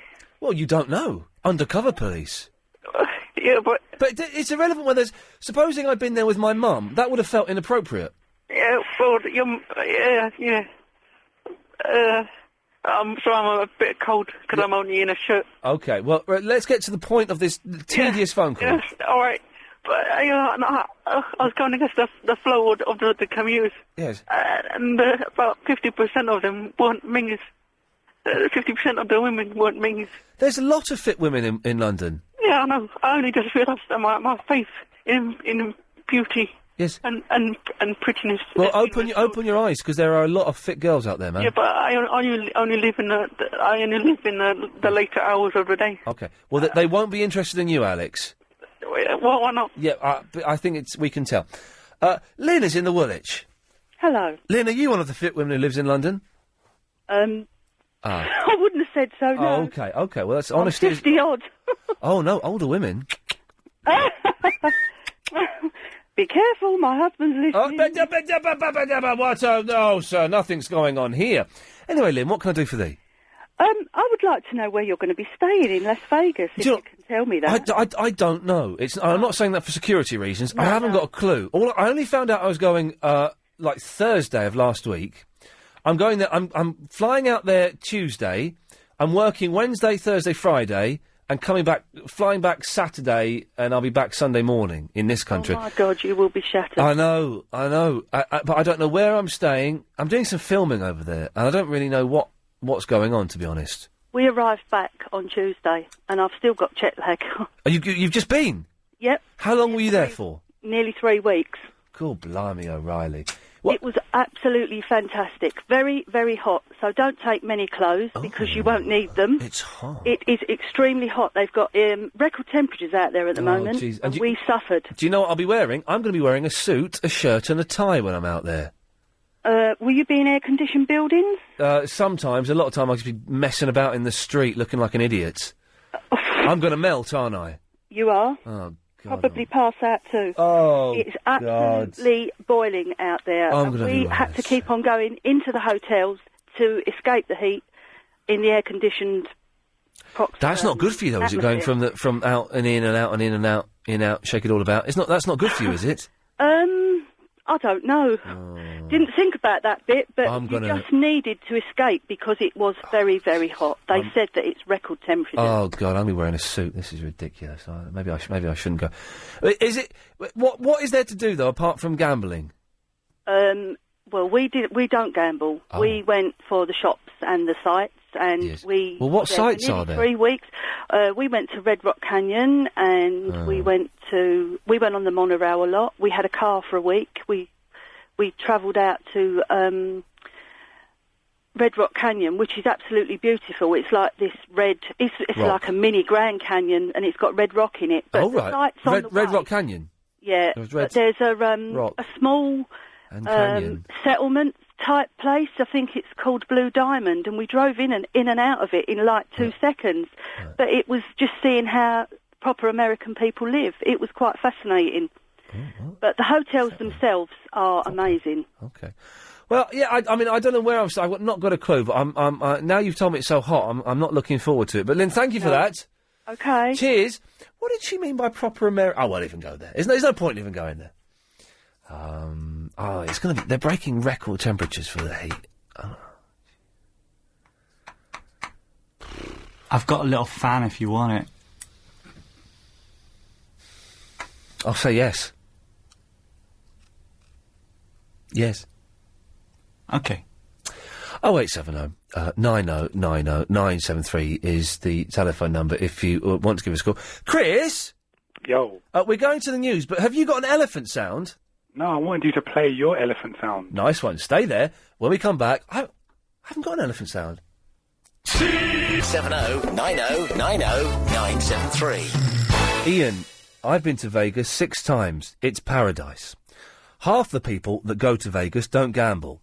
They have the best shows, I should see what shows are on. I won't get time to see any shows. clubs, restaurants, hotels, shopping in the world. Be careful. Every hotel have women of the night looking for some easy money. P.S. The girls are hot, hot, hot! What? Yes, Chris? How you doing, Ian? I'm not feeling too good, I'll be honest. Yeah, after that rowing, you know what I mean? Well, I shouldn't have done the rowing when I had a dicky stomach, and now the dicky stomach is worse, and I feel I've got a headache, and... A couple of my mates are going to Vegas tomorrow, actually. Oh, right. Yeah. Gonna have a little... Well, I was going to have a good time. You were going to have a little what? Pardon? They're going to have a little what? So they're going to have a good time, I guess. Okay. I'm a little bit scared of Vegas, I'll be honest. Why is that? The temptations, the decadence, the noise, the heat. You gotta be a strong man. Gotta be strong. Right? Be strong, yeah. Be strong for all of us. Be strong for LBC 97.3. All right. I will. Actually, be strong for your... You got a lady? I have. I'll be strong for my lady, but I'll be stronger for LBC 97.3. Yeah. Excellent. Excellent indeed. Ian, can you play back that elephant noise from last week? I think it was last Wednesday. The elephant noise? Yeah, that noise that guy made. Do you remember last Wednesday? The guy made? Yeah, you played it at the end of your show. Well, you know when you do a wrap-up? Yeah. It was this really weird noise that someone was making. I'm sure it was on Wednesday when I was coming back. I was driving in the car. What? I don't, Come on, think. Well, no, I don't know what you're talking about. It was this weird noise. You know when you do your wrap-up at the end? Your little wrap-up at the end, you know, look, 5 to 10, or whatever time it is. The computers have messed up again, Chris. They've gone funny. Oh, really? Likely story, huh? They're making some weird... What's that? Can you hear that humming? Yeah, I can, yeah. Don't touch anything, Chris. What have you touched? All I did was just touch that screen again. Don't want to get another shock, do you? I don't want another shock. I'm a little bit... God, that sounds worse than last time. It's gone now. Ian, who are you going with to Vegas? Doing some filming. Is it? Oh, you're leaving the lady behind. That's not right. Well, you're saying that as though you're going to make a move on her. Well, I don't know her, so... Exactly. Let's keep it that way. How about you? Got to be careful out there. Why? I'm not going to be tempted by ladies of the night. You know what the Americans are like. They're very fast, you know, like crocodiles. No, they're not. I've never been with an American girl, and I tried. I've tried on a couple of occasions to. You can't even get the snogs in with an American girl. Obviously, if it's a prostitute, it's different because you're paying your money. You take your choice. I have never been able to make the moves on an American chick. Why is that? Because they're American and they're a little bit funny about it, and they're like you think, oh, I want to get snogs in here, and at the end of the night, you've been holding hands, you've had a lovely evening, and you go to give them a kiss, and they get a peck on the cheek, and that's it, and they've gone. Not all of them. All of them. No. 101%. Yeah, you sure? I'm sure. All right, you've got to try a bit harder then, you know. What elephant noise are you talking about? It was this weird noise. I don't want to make the noise because I'm a bit embarrassed to do that. But then I can't help you. You know what I'm talking about. It was on Wednesday. It was on your Wednesday show. I don't... It was this... Some sort of like a fire engine / elephant / I don't remember what I did 20 minutes ago, let alone what I did on Wednesday's show. Well, you remembered you went to the gym and you were hurting yourself, and that was like an hour or maybe... That was because 2 hours ago. That was pain. And because I don't feel well. I'm delirious. 20 minutes ago. Well, I can tell you what you were doing about an hour ago. You were talking to Teabag, or a bit more than an hour. Isn't he great? He's good, isn't he? What were you talking about? Teabag. Teabag was... Sorry, I was reading an email because you're boring me a little bit. Oh, come on, mate. Shall I do a little impression of Teabag? Well, Ian, why don't you enjoy your holiday up in America and, you know... that's a bit rubbish, wasn't it? Yeah. Okay, I'm going to go now because I'm embarrassed. I think you should. Ian, enjoy the holiday. Yeah? I will do. It's work, but yeah, I shall do my best. Anthony's in the Hoddesdon. Good evening. Good evening, Anthony. How you in? I'm losing the will to live. Are you going to America? Yeah, next week. I've been here. It's so cool. To America? Yeah. Where did you go in America? I went to Florida, International Drive. Okay, yes. It's quite cool. It's quite good. I've been to America before, but I've not been to Vegas. Where are you going then, anyway? I'm doing some filming. Oh, quality. Well, we'll see. Is it? Oh. We'll see. I'm yet to be convinced. Oh, really? Oh, okay. Well, hope it goes well. It'll be all right. Yeah. Cool. Did the last Friday, Ian? Yeah. Did someone call up, find out called Kieran? I don't know. Okay. Because I heard that he's called up last week or something. I don't know. I don't know what happened last week on last week's shows. Okay. Sorry. Okay. That's all right. So how's you and you and Christian? You all right? How's what? How are you and Chris doing then? Chris, how are we doing? Well, our screens are a bit faulty, but apart from that, all right. Yeah, we're doing all right. Cool. Do you want to do Ask Anthony? Now, for anybody who's new to this, Chris, can you give us a little recap on what Ask Anthony is? Ask Anthony is a feature engineered by Anthony from the Hoddesdon. Engineered? All you have to do is email any question you want to ask_Anthony@hotmail.co.uk, and Anthony will give you an answer and read it on the show. Thanks, Chris. It's time now for Ask Anthony with Anthony. Our first question is from Kev in the bush. Hi Anthony, I have a question for you. Do you think there might be another Ask Anthony impersonator out there somewhere? Hi Kev, mine's Stu. If there is a impersonator out there somewhere, which I'm hoping there isn't, but if there is, or was, I would tell him to stop impersonating me, because there's only one Anthony, and that's Ask Anthony, that's me from Hoddesdon. And the question here from Ivan saying, what is your game tag on your Xbox 360? He said, I haven't got a game Xbox 360, so I won't have a game tag. I've got a PS2. And the last question here, there's no name. It says, hi Anthony, my question is, what is the highest number? Oh, it's from Ian. Sorry, it's from you, Ian. It's from... Yeah, hang on a minute. This is the Anthony, this is the question I sent you. Yeah, sorry. Let's start again. This is from Ian Lee from LBC. Hi Anthony, what is the highest number you can think of? From Ian. Hi Ian, the highest number I can think of at the moment is 10,534. It stops on its own. We missed the highest number you could think of, Anthony. What is it? 10,534. We got it that time. Excellent. Well, that's cleared up. Anthony, thank you for that. Yeah, thank you. Cheers, fella. There we go. If you want to ask Anthony a question, ask_Anthony at hotmail.co.uk. Jean is in the Leighton. Hello, Ian. Hello, Jean. How are you? I'm a little bit spotty today. Oh, yeah? Two spots, equidistant apart. Of course they're equidistant, but they're just below my mouth. Really? Yeah. I bought a bed at the weekend. You bought what? A bed? Have you heard of them? Yeah. Lie down and sleep on them. Yeah. So it's a little bit too big. Oh, is it? For my bedroom. Oh, no. So what are you going to do? I'm going to get it anyway. Oh, no. I'm going to get it, and it's just a little bit too big. Yeah. It means it's going to completely take up the room. And it means if you have to walk around the side of it, you've got to duck a bit to get under the Is beam. your flat done up now, Ian? Is the what? Is your flat finished now? Yeah, apart from the bed, which is a little bit too big. Yeah. But I'm and you're not going to to finish that sentence, am I, at all? Ian? What? You're going to Las Vegas next week? Yes, I am, Jean. Yes. How long are you going for? A week. When are you coming back? A week after I go there. Oh, I see. You're working? Yes. What sort of show is it? Do you know, I don't think... I can't say. Are you not allowed to say? Well, it's like a sequel to the... Oh, it's a secret. Teabag was nice, weren't they? Wasn't he lovely? Robert Nepper. Yes, fantastic. Yeah, yes. he's a nice chap. Very nice. Do you watch Prison Break? No, I haven't, but I'm going to try and watch it. Well, it's a bit late to pick it up now. Yeah. Yeah. Thing. Yeah. You've got to watch it from the beginning, didn't you? Well, yes, exactly. Very beginnings. How about Neighbours, Ian? You heard about Neighbours? They're moving it to Channel 4 on ITV. It's going to Channel 5. Oh, is it? Yeah. I can't get Channel 5 in my area. Some people still can't. You're not missing that much. In fact, you're missing even less now because it's only Neighbours. Oh. Neighbours is rubbish. It is rubbish. It's full of fit girls, but Now, that's... guess what's on tonight, Ian? What? That, what's her name? Kate Thornton's doing the British Best Entertainers in England tonight. Sorry? 9. What?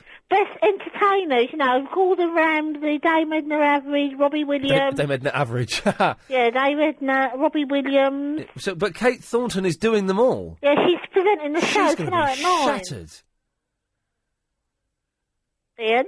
Jean? Yeah, she's presenting the show tonight at 9.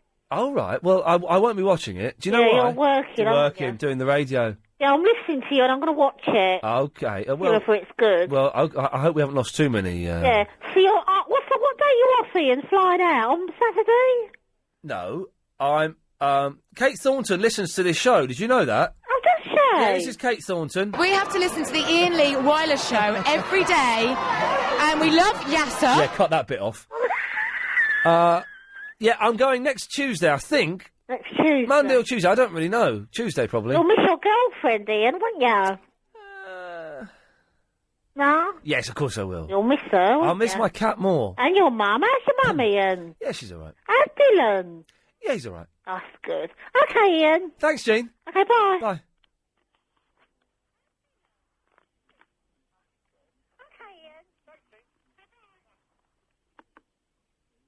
Jean? Jean? Jane? Has she put the phone down now? Has she gone? Philip? Good evening, Ian. It's hard work sometimes, isn't it? It is, isn't it? Yeah. You know, we're talking about LBC at 3 o'clock this morning on Channel 5.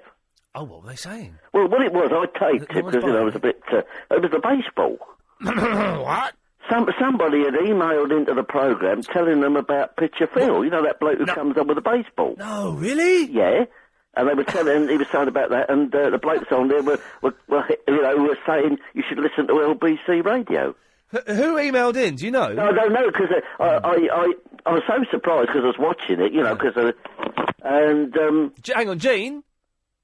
Is she put... I think Jean's still put... She's still trying to put the... Jean... She's got a funny phone. She's got something funny about her. Jean? Jean? Hello? Yeah. Hello, Jean.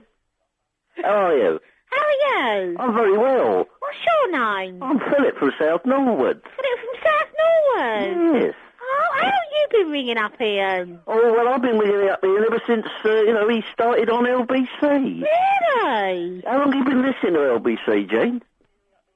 Hello?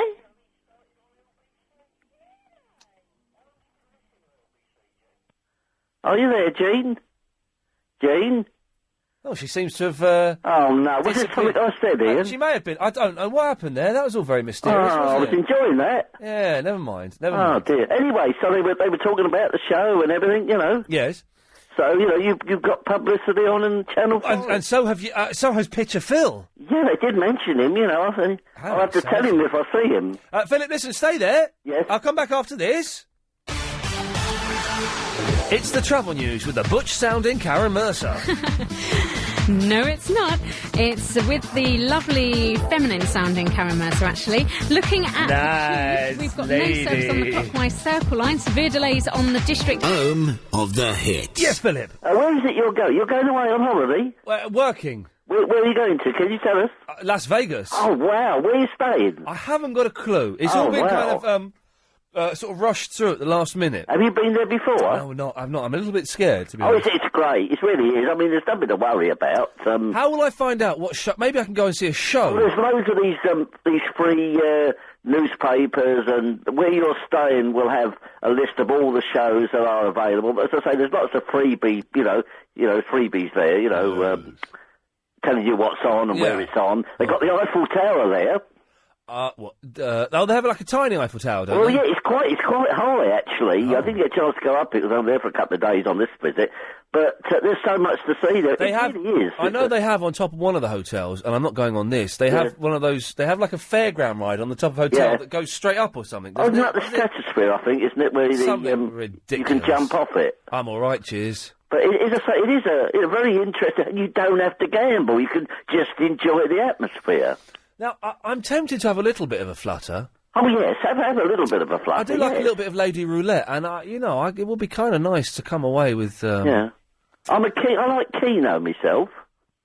You ever played Keno? I've played Keno on Sky. You can play it on Sky. Oh, can you? Oh, right. What is that? You've got to get numbers or something? You can pick as many numbers as you want. It's basically bingo with fixed odds. Ooh. So the more numbers you get, the more numbers you pick, the more money you win. But have you heard if there's anybody famous appearing there while you're there? I don't know. Right, let's go on the internet and let's find out. Now, was there a web... I tell you what, try the newspaper, the Las Vegas Review-Journal, I think is one of the newspapers. Review-Journal.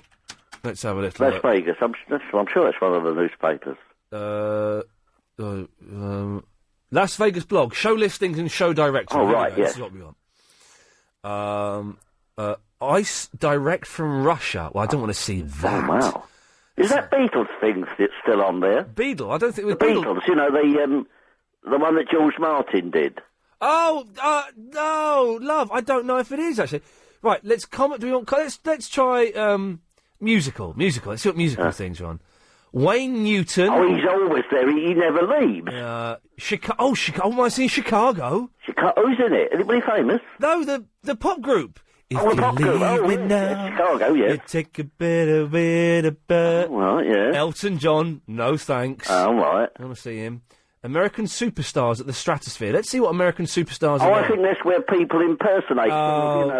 Yes, tributes. Tony Braxton. Oh, I used to fancy I've Tony heard of Braxton. Tony. Yes, I remember Tony. Yes. Did that, Phantom, the Las Vegas. Tony and Tina's wedding at Rio. Oh, you know what that is?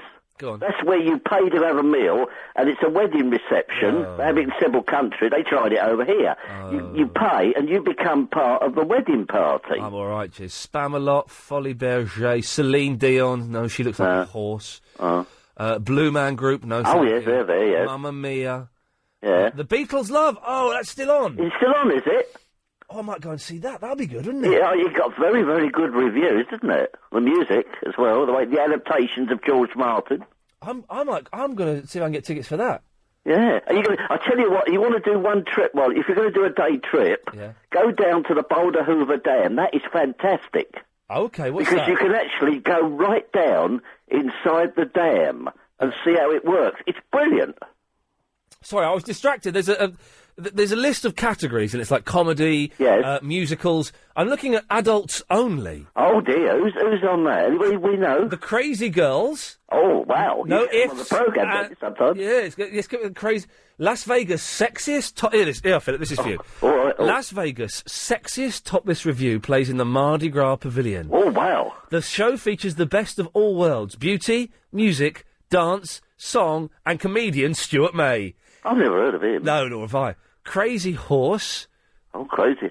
Oh, wow. That's Neil Young's band. Folly. Oh, yeah, Crazy. Zumanity. Yes. That's not adults. Where's the adult? Are there any good comedians appearing there? Anybody we'd know? Okay, let's have a look at comedians. Let's have a look at comedy stand-up. Let's see. Okay. Gordie Brown. No. The art of impressions is one of the most popular forms of comedy, and Gordie Brown is one of its most popular practitioners working today. No? There's a guy called George Wallace I've seen. Howie Mandel. Who's Howie? Oh, Howie. Howie's famous. Howie is the host of Deal No Deal. Oh, he's the bald fellow. Yes, I've watched him host Deal or No Deal. Yeah, he was in St Elsewhere. Oh, Bill Maher. Bill Maher. Oh, Bill Maher. Yeah, Bill Maher. He did the show, didn't he, called Politically Incorrect? Yeah, he's very good. Yeah, I've seen Bill Maher. He's not there when I'm out there. Oh, dear. Penn and Teller. Penn and Teller will be good. Rich Little, is he there? Who? Rich Little. Rich Little, no. Rich Little is the guy who does voices. Famous people. He's an impersonator with his voice. Yes. Roseanne Barr, no thanks. Oh, dear. Oh, the amazing Jonathan. He's brilliant. What does he do? He's like a sort of magician. Oh, right, yes. He's brilliant. Carrot Top, no thank you. What about Siegfried and Roy? Are they back together again? I don't think Siegfried is. Wasn't he the one that was ripped apart by a tiger? By the lion, yes. Yes, no, he's not back together yet. Joan Rivers, is she there? No, she's not listed there. Oh, because you know I spoke to Joan Rivers on LBC. I haven't told you what she told me. What did she tell you, Philip? Well, she told me that what happened to her, she was on a plane, Ian, and she was about to give birth. What? So they laid her in the aisle, right? Yeah. Her feet were in first class, her head was in economy. I'm suspicious. So when the baby was born, the baby had champagne and caviar, and she had sandwiches and coffee. Philip. That's what she told me. That is true. Joan Rivers told me that on LBC. Philip, you've never spoken to Joan Rivers. Did. Philip, you're making... Brian Hayes had her in. You're making it up. I swear I'm not. Never spoken to Joan... I did. I tell you, I've spoken to her on LBC. I've spoken to Lee Marvin. No, Philip, I tell you, Brian Hayes used to have all the big stars in when he used to do the morning show. I'm going to cut you off now. You're embarrassing yourself, Philip. No. Oh, this is true. Oh, isn't it sad to see a once great, strong, reliable caller collapsing in a sea of lies, fantasy and make-believe? It's broken my heart, but it's proof that even the staunchest, most focused callers can embarrass themselves. 0870 90 90 973 is the phone number if you want to come on the radio. We need some blogs. We've had a couple of blogs sent in, but it's from the usual people. Anne always sends a blog in, and we can't use Anne's blog every single day. It's not fair. So I need someone else to send in a blog. If you don't know what it is, just a brief summary of the show. It doesn't have to be accurate. It doesn't... Philip, go and lie... Philip, go and lie down. That's true. Philip, go and have a lie down. No, go and have a lie down. Oh, dear. I feel very sad for him. What's so exciting? Jonathan's in the Mill Hill. Hi, Ian, how are you? Jonathan, you're not going to have a breakdown on the air, are you? Oh, no. Okay, good. Must be what happens when you're up at 5 o'clock watching Channel 5. It could be, yes. One of the side effects. Should carry a house warning, really. It should do. I was just saying about the Cutty Sark. Oh, yeah. Oh, the boat, yes. Yeah, that's actually quite a good idea of yours, just get rid of it. Like you say, we've got the HMS Belfast. Which is a much better, more modern ship. They're on the news at 1:30. Was it Jim Morrison doing the news? They want our cash. Jim says, and we're being asked to give excuse me? What? What can we put in its place? What can we quite a big hole that it's going to fill once you get rid of it. But is the Cutty Sark in the water? No, it's in a dry dock. It's in a dry dock, is it? Yeah, that's just a big hole in the ground. Well, big enough for the boat. Let's build a super casino.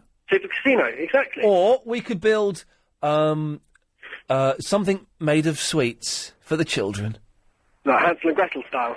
Well, no, not to trap them in there and then put them in an oven. No. Oh no, okay. Just so it's tasty.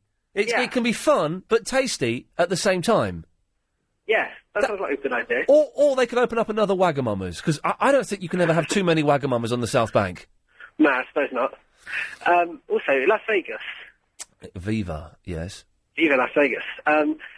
You said you don't want to go up that stratosphere tower, but even if you don't do the rides, just go up and have a look. It's the most amazing viewpoint if you go at night, and you can get a 360 view of the city, and you can see the Strip all lit up from up in the air. But that's if you do the ride. You don't have to do the ride. But so describe what the ride is. I tell you what, I'm going to play some music to make the ride sound a little bit more authentic. Hang on, I've got some traditional sort of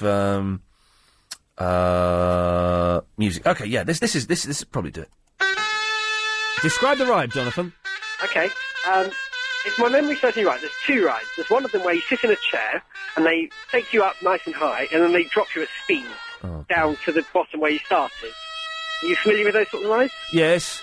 And then the other one is you sit in a little cart, and then the track goes up and you fall backwards, and then they lower the tracks down so it's angling towards the floor, and then the cart slides very fast. So hang on. So you're sat in a cart. You're high up. You're high up. You're facing 1,000 feet in the air. You're facing the floor. No. You start off parallel. Sort of facing straight ahead. Yeah. So you're sitting normally. Yeah, in one of those roller coaster carts, and then they'll a roller coaster cart. Yeah. Yeah. And then they'll sort of tilt you back, so you slide backwards. Right. And looking up at the sky. Yes. And then they'll drop the track down, so you can see the ground 1,000 feet below you. Yeah. And then you'll just go straight forwards until hopefully the brakes stop you at the end. Sorry, Jonathan. What part of that is fun? I don't know. I chickened out. Yeah, exactly. It sounds. I was a bottler. And this is on the top of a massive building as well, isn't it? Yeah. I put it down to the fact that I'd just eaten, but in fact it was just because I was a coward. Good lad. Jonathan, I'm a coward. I ain't even going near it, mate. No, go up the tower. The tower is fine. It's got... No, you don't have to go on the ride. No. You don't have to go on the ride. It's not as high. No. The viewing platform is lower than the ride. No. Thank you for that, Jonathan. The thing is, it's for TV, so you know that some bright spot... Here's a good idea. Why don't we get Ian to go on the ride that could kill him? Get stuffed. OK, if you want to come on the radio, it's the last hour of my show, before Clive at 10, 0870 9090 973. Call that number, and you could be speaking on the wireless, isn't it?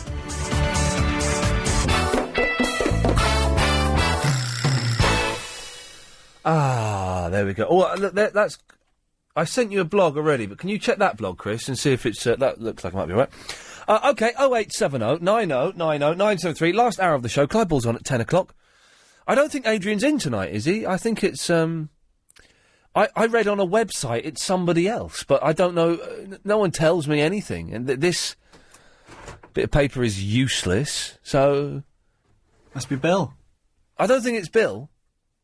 I think it might be Anthony Davis, but I don't know. Why would anyone tell me? But it might be Adrian. All right. Anyway, someone will be doing a show later on at 1 o'clock as well, which is nice, isn't it? Mike is in the Hounslow.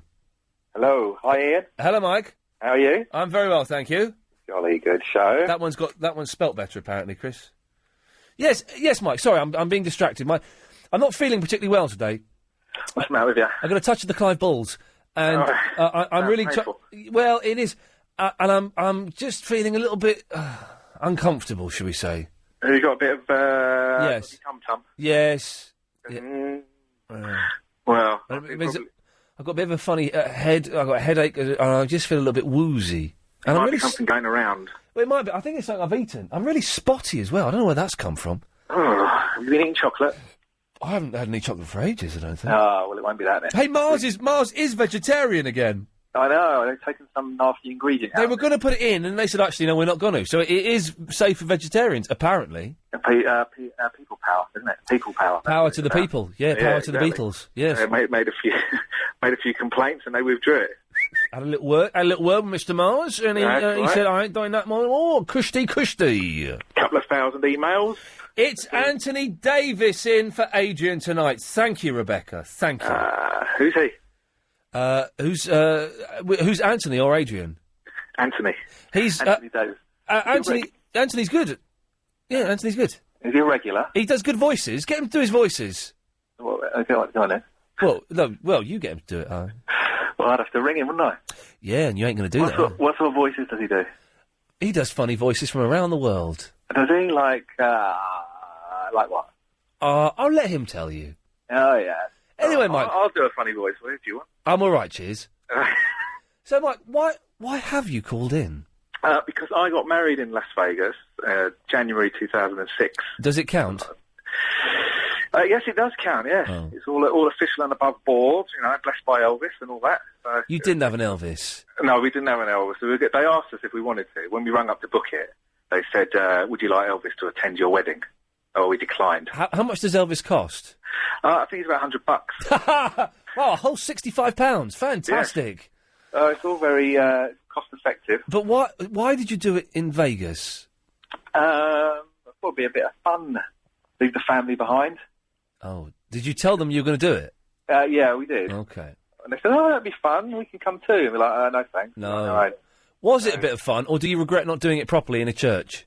Definitely not. I enjoyed it thoroughly. Okay. Really good fun because it was just me and the wife. So I could find a lady out there and marry her. You just turn up and you get married, do you? Yeah, that's right. Yeah. Sometimes you can bring someone with you. That's what I did. Right. But if you hang around long enough, I'm sure somebody good-looking chap like you.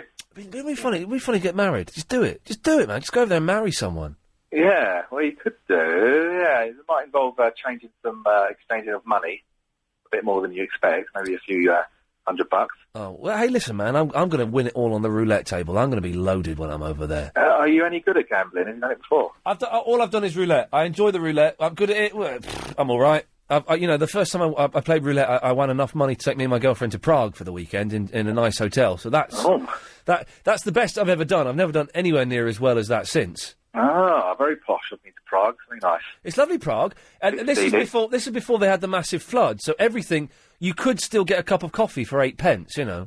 Oh, I see. Yeah, isn't it a bit of a stag weekend place now? Oh no, is it? Yes. It's because of the absinthe. There's loads of absinthe there. Is there? Well, it's similar to Vegas in a way, in that you get accosted by men asking you if you want to meet ladies in seedy nightclubs. I never had anyone do that. Well, I was chased out of a public toilet because I didn't pay any money. Oh, no, was that George Michael, was it? Well, no, there was none of that going on. There was a lady in a men's toilet. It was a bit suspicious. And then I realised she wanted money, but I didn't have any money, so I just ran. And she chased me down the street. Oh, did she want to spray you with perfume or something like that, or charge you for washing your hands? She wanted to charge me for washing my hands. That was the. What's all that about then? Mike, I don't know what it's all about. Thank you for the call. It's the contradiction, man. Hey, hello. How are you? I'm fine. How you doing? I'm fine, thanks. I hear you're not well. I'm a little bit dicky, yes. Yeah, I mean, you said that you've got the Clive balls, but I mean, that's a woman's monthly cycle, isn't it? Well, yes, we did imply. I did imply when Clive was poorly that he may be having a period. Yes, so, yes, I take that back straight away. That's right. But it'll be all right. I'm going to get through the show without chucking, so that's good. That was my worry, was I was going to puke up. That's because you're a professional. No, it's yes, it is because yeah, of course it is. When's your birthday, by the way? Oh, it's like later on in No, I mean, is it like sort of mid-June? It's sort of, sort of early June. Oh. I hate birthdays. I hate them. And I've got people saying, well, what do you want for your birthday? Nothing. Just forget about it. I will not, and I'm not just saying, I'll forget about my birthday, and then when the birthday comes, I didn't mean it. I mean, it's like, just forget about it. It's absolutely fine. Except for you, Chris. You have to get me a present. You have to get me a present. What? Yeah, but it's tradition that you get me a wicked present. Yeah, but I don't know what it is, so... Well, yeah, no, but make sure... I got you something wicked once. I don't remember. But I'm not a fan of the birthdays. No, the only reason I was asking was because if it had been like mid-June, I might have been able to have done the 10 strong, of just, on the Friday. Oh. Well, it's on a Saturday, so thankfully I will not be near a microphone. No, I was going to do it on the Friday, like your birthday eve. Oh, okay. If it's not mid-June, I doubt I'm going to have it ready in time. It's early June. Yeah. So the 10 strong. For those who don't know, Contradiction Man phones up and contradicts himself, and he's planning to do a 10 strong contradiction. I believe it'll be called a dodeca contradiction. I'm not sure. Well, can I say that I'm... Don't bottle out. I'm about quarter of the way through. Genius. The man's a genius. It's like 30%. You're a genius, and I genuinely believe. Have you got a contradiction for this evening? I certainly have. Okay, do you want to do it? Yes, go for it. Away you go. Okay, well, the clue for tonight's contradiction was in the greeting to you, because I didn't say good evening, because I think that people they put a lot of time, effort and creativity into coming up with catchphrases. And so many people think, oh, that's good, I'll copy that. They're not copying it, they're stealing it. Yeah? So turn around and say, oh, I like that. Yeah, I'm going to use... No, don't do it. That's theft. But... I love it. It's a good one already. He's going to do a dodeca contradiction in a few weeks' time. How exciting.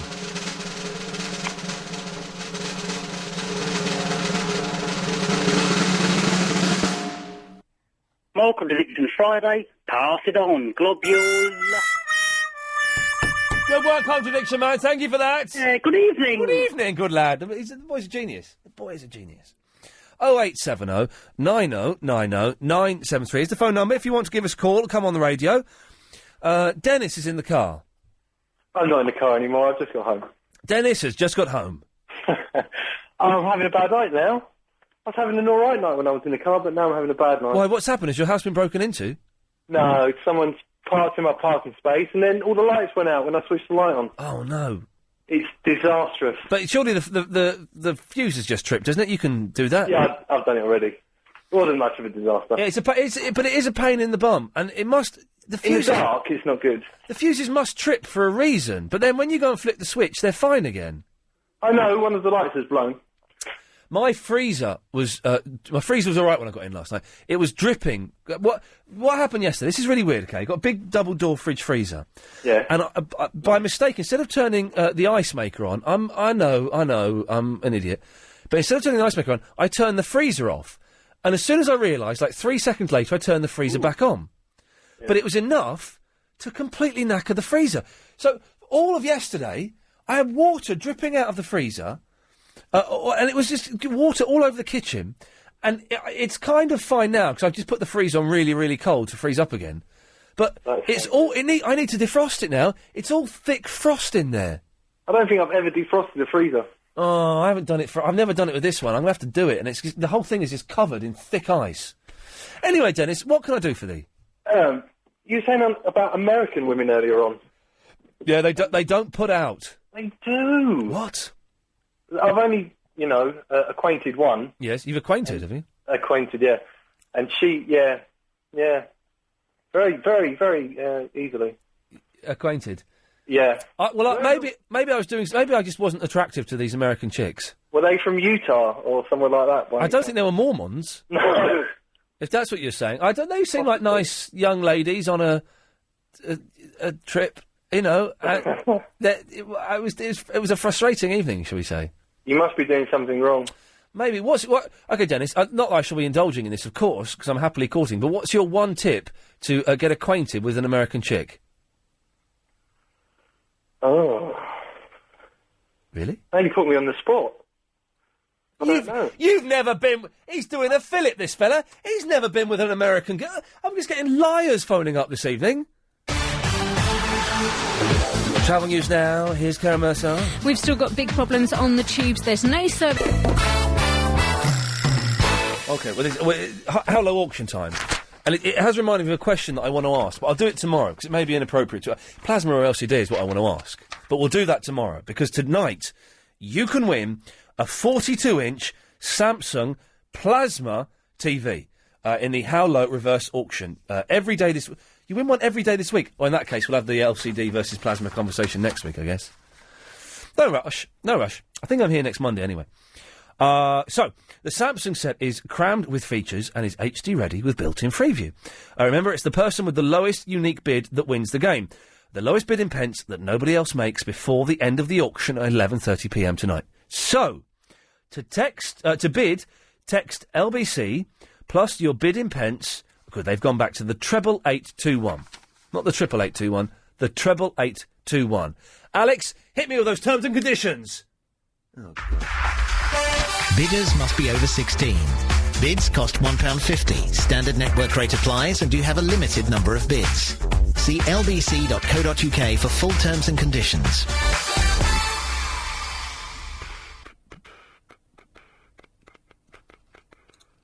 Oh, that's interesting. It's Maureen. Hello, Ian. Hello, Maureen.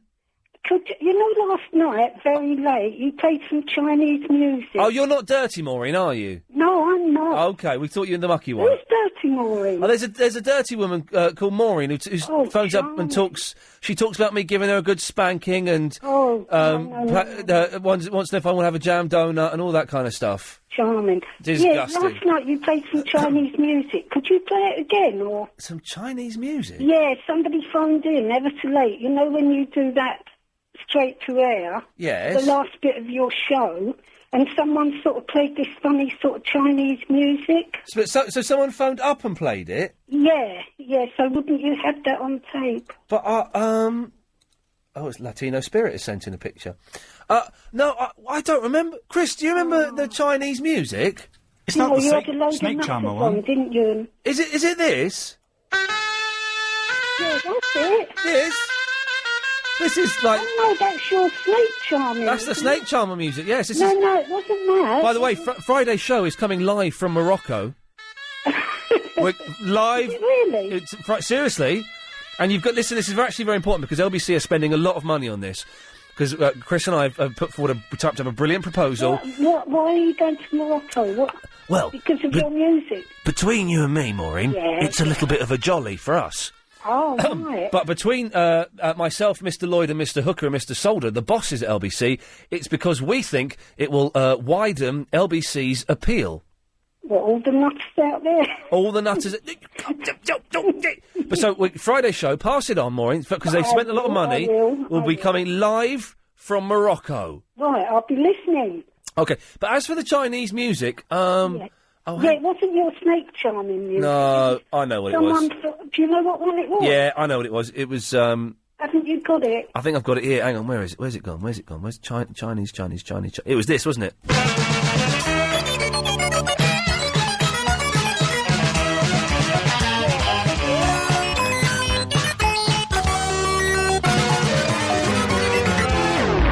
That was it. Really?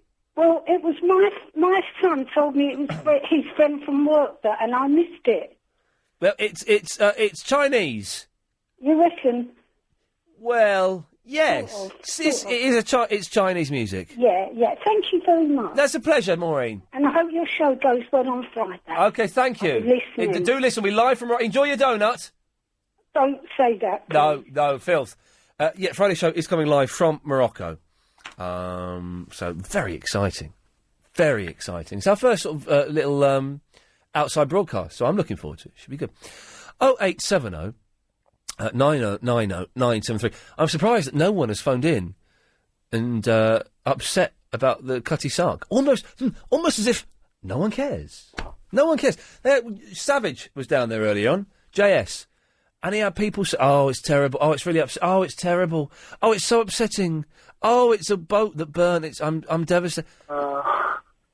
Yeah, but no one, what, who is that? But no one has called in to say that, almost making me think that no one's bothered by it. If you are bothered by the cutty sark, you've got 35 minutes to call in. 0870 90 90 973. It's Richard! I love you, Iain, man. I love you, brother. How you doing? I'm not feeling too great, but I'll get through the show. Oh, what's wrong? A touch of the Clive Bulls. Oh, we won't go there then. Yeah. Yeah, just really excited for you, mate. Going away, you must be looking forward to it. Well, not now that I know it's going to be over 100 degrees and I'm going to be wearing a suit and tie. I know you like the rain. I know you like the poor weather. I do like the poor weather. I love it. I love it when it's cold and blustery. I don't like it when it's really, really, really hot. It was very strange, Iain. That woman before, what was she talking about? That music was possibly done by the most crackiest crackheads I've ever heard. Cardiacs? Is that what they're called? That's cardiacs. I think they must have had cardiac arrests and come back and They're one. kind of experience. I've got some more cardiacs somewhere. Hang on, where's the rest of my? No, I don't know if your listeners want to hear it. Yeah, of course they do. Here they go. They want to hear this.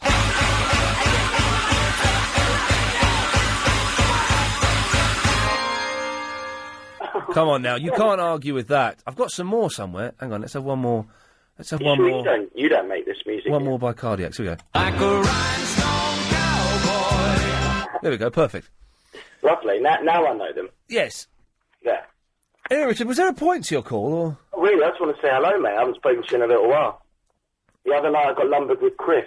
Oh, God, yes, I do apologise. He made a right mess of the show. I don't know what he thought he was doing. When was this? Was this when I was posting letters? It was last night or whenever. Yeah, last night.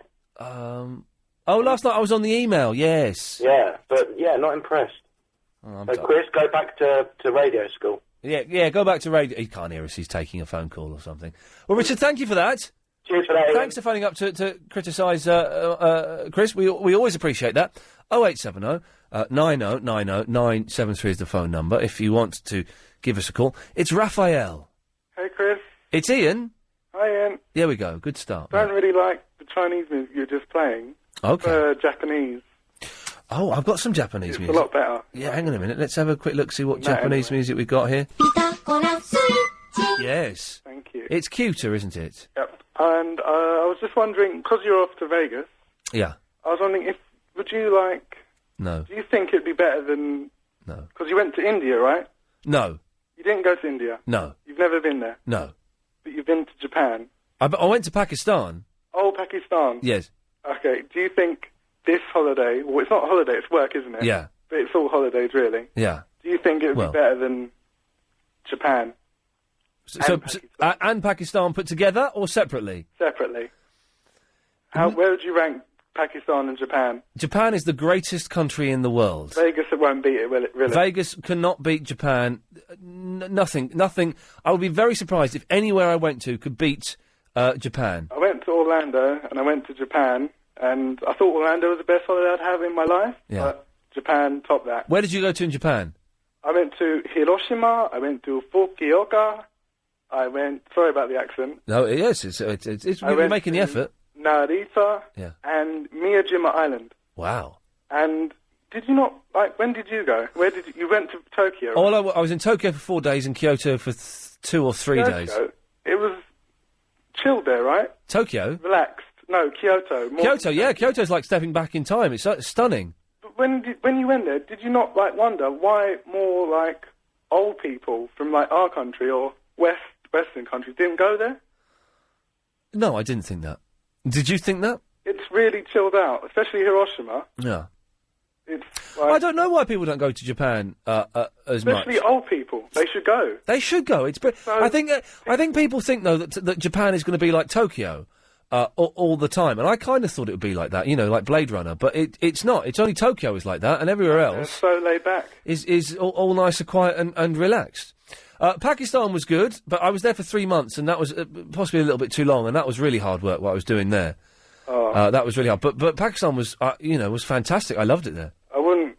Not sure about there, but I'd go to Japan again. I wouldn't go to Pakistan now, to be honest with you. But I'm glad I went when I did, and it was a little bit dodgy bodsky then. So yeah. Cool. But Vegas, Vegas has never really appealed to me. I'll be honest. It's bright lights, big city, going to set my soul on fire. Losing making money. Yeah. That's about it. That's it, really. And, okay. It'll be good to go, but I doubt I'll go back again for a holiday. And the women in those 3 countries, I think Japan tops that as well. Oh, sweet Lord, they are so beautiful. I'm going to brush them all with one generalistic sweep of my arm. They're fantastic. They are. But as you were talking about American women being difficult, Yep. Japan women, how did you find them? I didn't. Do you know? I was drunk. I didn't really make much of an effort. Really? I didn't make any effort. I was courting at the time I was over in Japan. That was a waste of time. It was. So it was looking, but not. That sounds really sleazy, doesn't it? I take that back. But no, I was courting at the time I was in Japan, so I didn't really do anything. But Okay. the beautiful. Better luck next time, then. Well, yeah. Hopefully, the next time I go to Japan, I won't be going out with a girl that I love, and I'll be able to cop off with some. That would be nice, wouldn't it? Thank you for that, Raphael. 0870 90 90 973. It's the last 30 minutes of the show. If you want to call in, now is probably a very, very good time to do so. Look. Look. More, Latino Spirit sending in more pictures, fellas. Oh, it's pictures that she's painted. They're good. Yeah, they're good. Excellent. Lovely. Which means I'm not interviewing Sawyer anymore. That fell through. So, 0870 90 90 973. Clive's on at 10. I keep thinking it's really light out there, but it's because the light's switched on. That's what's throwing me. We'll switch that off for tomorrow. It's Jethro. Yeah, I just wanted to talk a little bit about your tool of work, which is the language, the English language. Okay, that sounds like that's going to be fun. Is that okay? Hopefully more people will call in soon and we can cut this call short. But yeah, for the moment, while we have no other callers, yes, that's great. Because what we were talking about last night was moles. Well, I was talking about moles to you last night. Oh, yeah. Which are super furry animals that early on in evolution saw the advantage in digging deep underground in case of a nuclear confrontation. Right, I need to just play something just to make this a little bit more interesting. Okay. Carry on. But mole can also mean a physical blemish or growth on your skin, which is a possible source of cancer. Sorry, right, this music's more appropriate. Hang on a second, sorry. Carry on, Jethro. Yeah, and but then again, mole can also be an engineered extension into the sea to protect a harbour or port from inclement weather. Or it can also be a surreptitious individual working within an organisation to expose immoral activities not known to the general public, and especially through the media. Or it could also be a device run by brains on Thunderbirds. So I just wanted to say how fantastic the English language is. Is that it? Or I could give you another one. Do you want another one or not? Oh, I've just stopped the music. Hang on a minute. Oh, sorry. Hang on. Oh, hang on a minute. You're fired. I'm fired? Yeah, you are. You're... I'm not getting... Does that mean I've got to pick up my P45 and not get any wages for the end of the week? No, because you were working cash in hand anyway. Ha, ha, ha, ha, ha! It's the Globule Apprentice. Good morning, Ian. Merry Christmas, madam. Yeah, sorry about yesterday. You did. You see, you got caught up in the. You should go with it. Come on now. Yeah. Don't worry. That's why you're a Globule Apprentice. You will learn, young man. You will learn. Show, yeah. Regarding, I've got this event for LBC and you. Oh yeah. Next week, maybe a Friday. Yeah. We could get all the callers. Yeah. To call up in the last hour. Yeah. And we could have a big globule, so, like... What? Remember the Dylan thingy? The what? Oh, the parade of Dylans? Yeah, so, like, Chris can phone up everyone, and nearly at the end of the show, everyone can just go globule, and then hang up, and then you end the show. Wait, what, next... So not this week, but... Sorry, that's right. Are you being bullied for being a Globule Apprentice? This is my dad. Well, your dad sounds like he's an absolute muppet.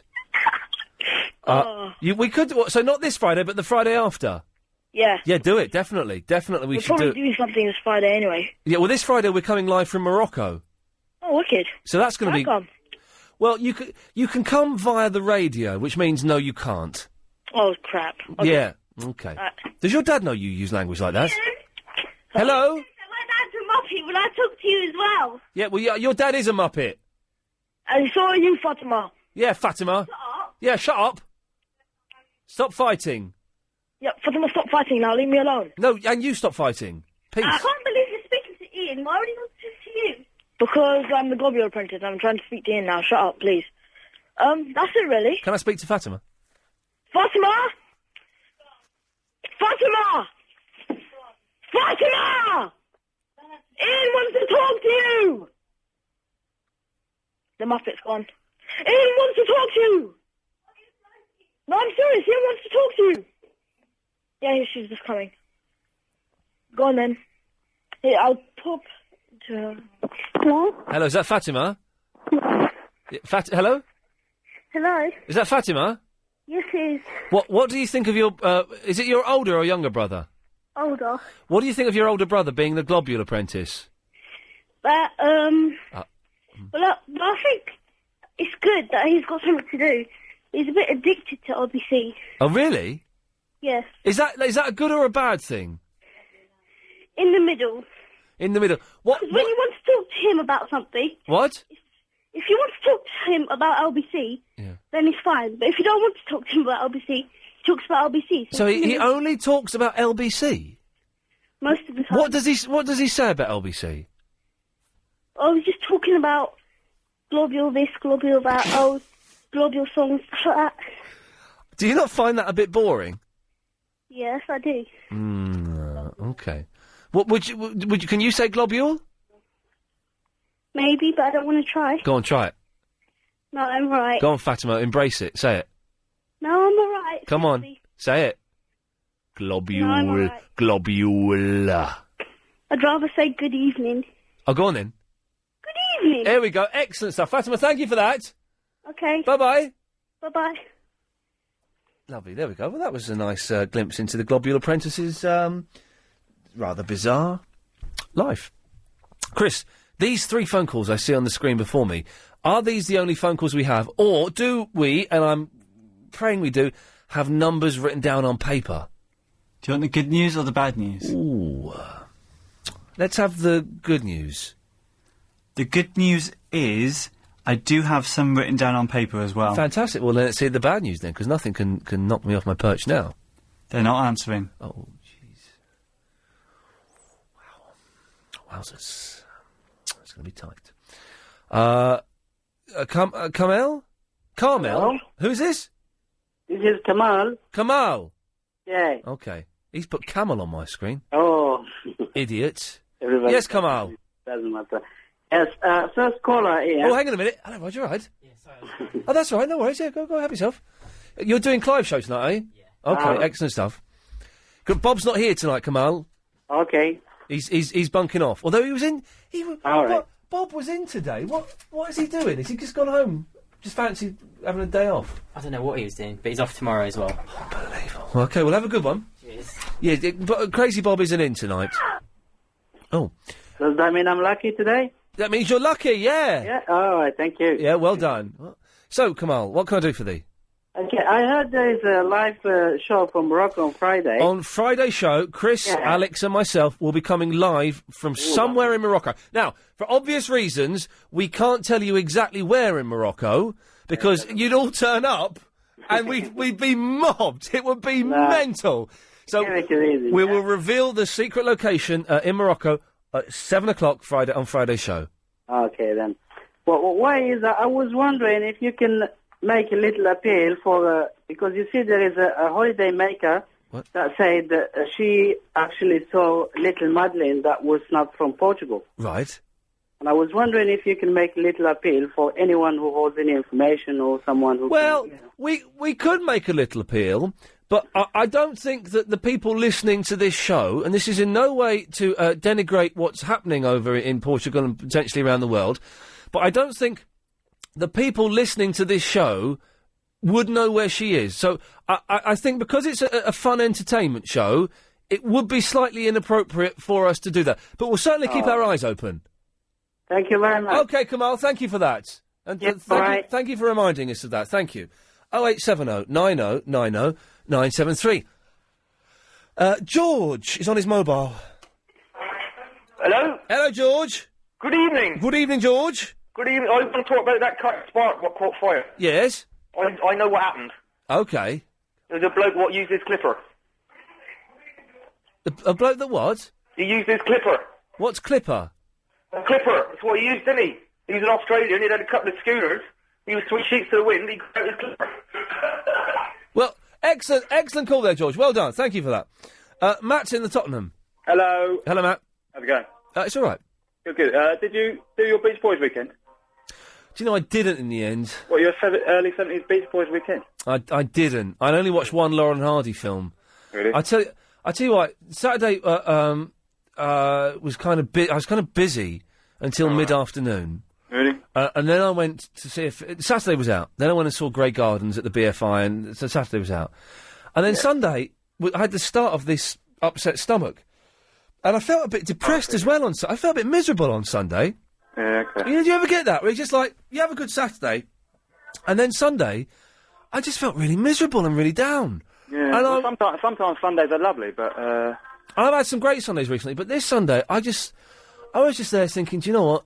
Everything is pointless. Yeah. I had that feeling on, and the mid-70s Beach Boys would perhaps have lifted me from that, but I didn't even have the...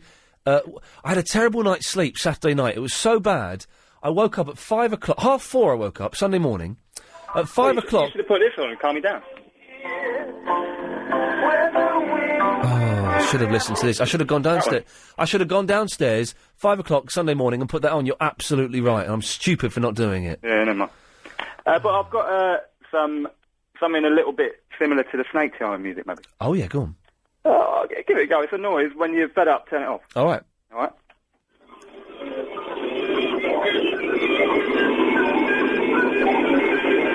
Yeah, I'm fed up. Let's try this one. Line 6, you're on the wireless. Oh, hello there. It's a good evening from me. Good evening. Good evening. Are you all having a brilliant show?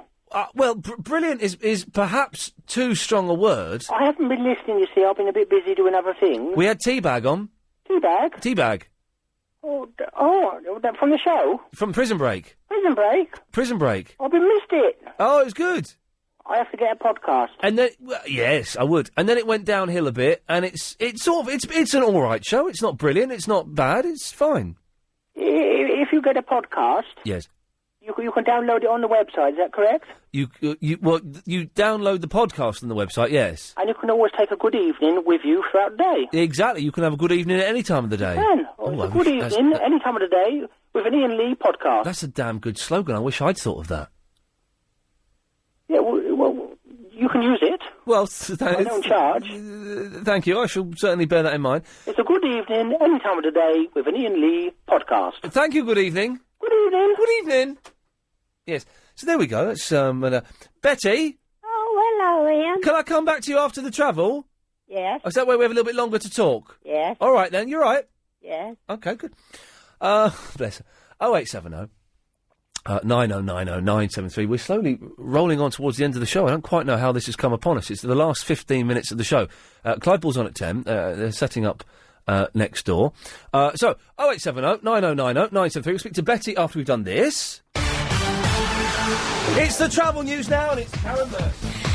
For the tube, severe delays clockwise. Ain't no flies on me, boy. Yes, Betty. Oh, hello, how are you? I feel, I've got a bit of a headache and I feel a little bit woozy, but I'll be all right. I'll get home all right, and that's the main thing. Oh, well, I listened from 8, then I heard that awful Alex and that Jane, and then Yeah, awful. my sleeping pills worked, and I just woke up a little while ago. Oh, all right, yeah. And then I heard Chris say, you said we haven't got many callers. It's been a little bit quiet the last 10, 15, last hour. All I heard was you were going to Las Vegas, and I thought it was Tuesday, tomorrow. I thought, better say cheerio, but it's next week. Next week I'm going, so I might even still be here for your birthday. I'm not sure if I'm going Monday or Tuesday yet. Oh. So, hopefully I'll be here for your birthday. Oh. Oh. I haven't had this CD. Do you know what? I'll tell you why, Betty. I've not done it yet. I've been really, really busy. But I am at home tomorrow afternoon, so I'll make the CD and I'll bring it in. I'll send it Wednesday. So you should hopefully get it by the weekend. Oh, yeah. But I haven't forgotten, don't worry. No. I need to do a copy of it for my mum as well. She's begging me for a copy of it, so I shall do that. Is she all right? Is she all right? Yeah. She's all right, yeah, she's all right. Good. Yeah, bless her. But I'm flagging a bit. I've got a bit of touch of the Clive Bulls about me. Pardon? Yes, and so I'm kind of hoping to get home and just collapse in front of the telly for an hour or so before I go to bed. Yeah. Yeah. All right, Betty. Yeah. See you later, love. Yes. Bye-bye. Bye-bye. I think that sleeping pill's kicked in a little bit more than she thinks it has. You ever had sleeping tablets, Chris? Like proper prescribed sleeping tablets? No. Oh. I had temazepam, which is like, junkies use that. Do you know what I mean? I was prescribed that and I was sleeping terribly years ago. It's the weirdest thing. It was quite good fun in that you'd take one and I'd take one when I wanted to go to bed. And I would try and beat it. So beat the tablet? I would beat the tablet. So I'd be in bed going, right, I'm not going to fall asleep. I'd fall asleep within 6 minutes. And you just switch off. But you don't get sleep. You don't sleep. You just kind of switch off. It's not a proper sleep. Whereas if you sleep, you relax and you have dreams and you recharge. With sleeping tablets, you just switch off and that's it. There's no... That's my advice anyway, kids. Steve's in the Beckenham. Hello, Ian. How you doing? You all right? Yeah. Michael Jackson used to do that. Okay. What have you called in for? He used to beat it. Hello? Yes. Okay, Steve, yes. No, I'm not being rude. I won't be rude. Okay, okay. Listen. Fantastic. You got a sort of A-list dude on the show tonight. I'm sorry. Listen, the other day, if I was a bit funny about Purina One and that, I'm very sorry. I was only playing. About what? What a great guy to have in. I bet you was a bit in awe, weren't you? I was a little bit nervous, and if you listen back to it, you'll hear me stuttering like an No, idiot. I was listening. I've been at work as well, so I didn't manage to sort of get the whole end of everything. But what's he like? Does he look like that? Has he got that little goatee thing going on? He hasn't got the goatee, but he's got the sort of bleached hair, because he's about to start filming again. So he does live at the end of the second series? Well, I would guess so. I would guess so because he's definitely doing the third series. Yes, so I don't think that's too big a spoiler to say that he's alive when he comes up. Thing is, he's easily the best character in there. No, he was. And the other day, you called me a bit off guard. I was sort of a little bit drunk, and that's when I was going on about my Bruce Willis and Madonna idea. So I didn't really know what to say about the characters. I don't normally follow the names of the characters either, but I do watch it, and I'm walking home now, actually, as we speak, to watch it, because I'm not as lucky as you. I don't have Sky and everything, so I've got to get home for 10 o'clock to watch it. Well, you can still have a video recorder. Oh, yeah, no, well, listen, yeah, video recorder, but I'm still behind you guys. You're like a week in front, and my boss... he's sort of down. He's already seen the end of the series. Oh yeah, a lot of people have. I've not done that yet. Oh, in fact, what I'll do is I'm going to download the last 5 or 6 episodes I've got and put it on my PSP and watch them on the flight over to Las Vegas. And he's doing the same sort of stuff with bloody. I won't swear, I promise. He's doing the same stuff with Lost, and he's telling me about DIVX and all this sort of business. Oh yeah, bit of DivX, yeah. Yeah, and I'm sort of lost. All these things that I like to watch. Yes. Everyone's already seen them all, and it's going on about another thing called Heroes now. So I've not even seen that. Heroes is brilliant, but it's not as good. It's not as good as Lost. Although my brother-in-law, I gave a couple to my brother-in-law, thinking, oh, he might like it, but he probably won't. He's obsessed. He's seen more than me now. He's nearly finished the series. Well, listen, if you were stuck with terrestrial TV, you'll be well aware that since Christmas, there's been nothing to do with Lost on TV because I think it's on 4. It's on. It used to be on 4. It's on Sky now. Yeah, no, it is on Sky all the time, but we get it on 4. People that are sort of on regular income. But they don't show it on 4 now. Don't they? Well, no. Sky, they show it on Sky. 4 don't show it anymore. No, well, originally Sky used to show it. No. And 4 used to get it about a week later. No, they didn't. No, Channel 4 showed the first 2 series and Sky didn't. And then Sky have shown this series and 4 haven't. Because I see a few DIVX and I was well into it, and then since... DIVX, by the way, is a way of downloading things and then watching them on your computer. Yeah, it's very naughty, isn't it? Yes. Anyway, listen, Mr. Iain Lee, I'm about to walk into my house now and eat my kebab. But listen, I thought you had a fantastic show tonight. And what A-list stars you get now? Thank you, Steve. Your pay will certainly go up, I'm sure. Well, no, it doesn't, because I have to pay for the stars that come in, so it comes out of my pocket. But never mind, it's worth it. Steve, thank you very much for that. Andrew's in the Walthamstow. Gooey. Gooey. You feeling any better, mate? I'm feeling a bit rough, to be honest. Last 5-10 minutes of hard work. But it's nearly over. Mate. It's nearly over. I'm going to go home and... whatever. Go and lay down. Yeah. Yeah, the Cutty Sark.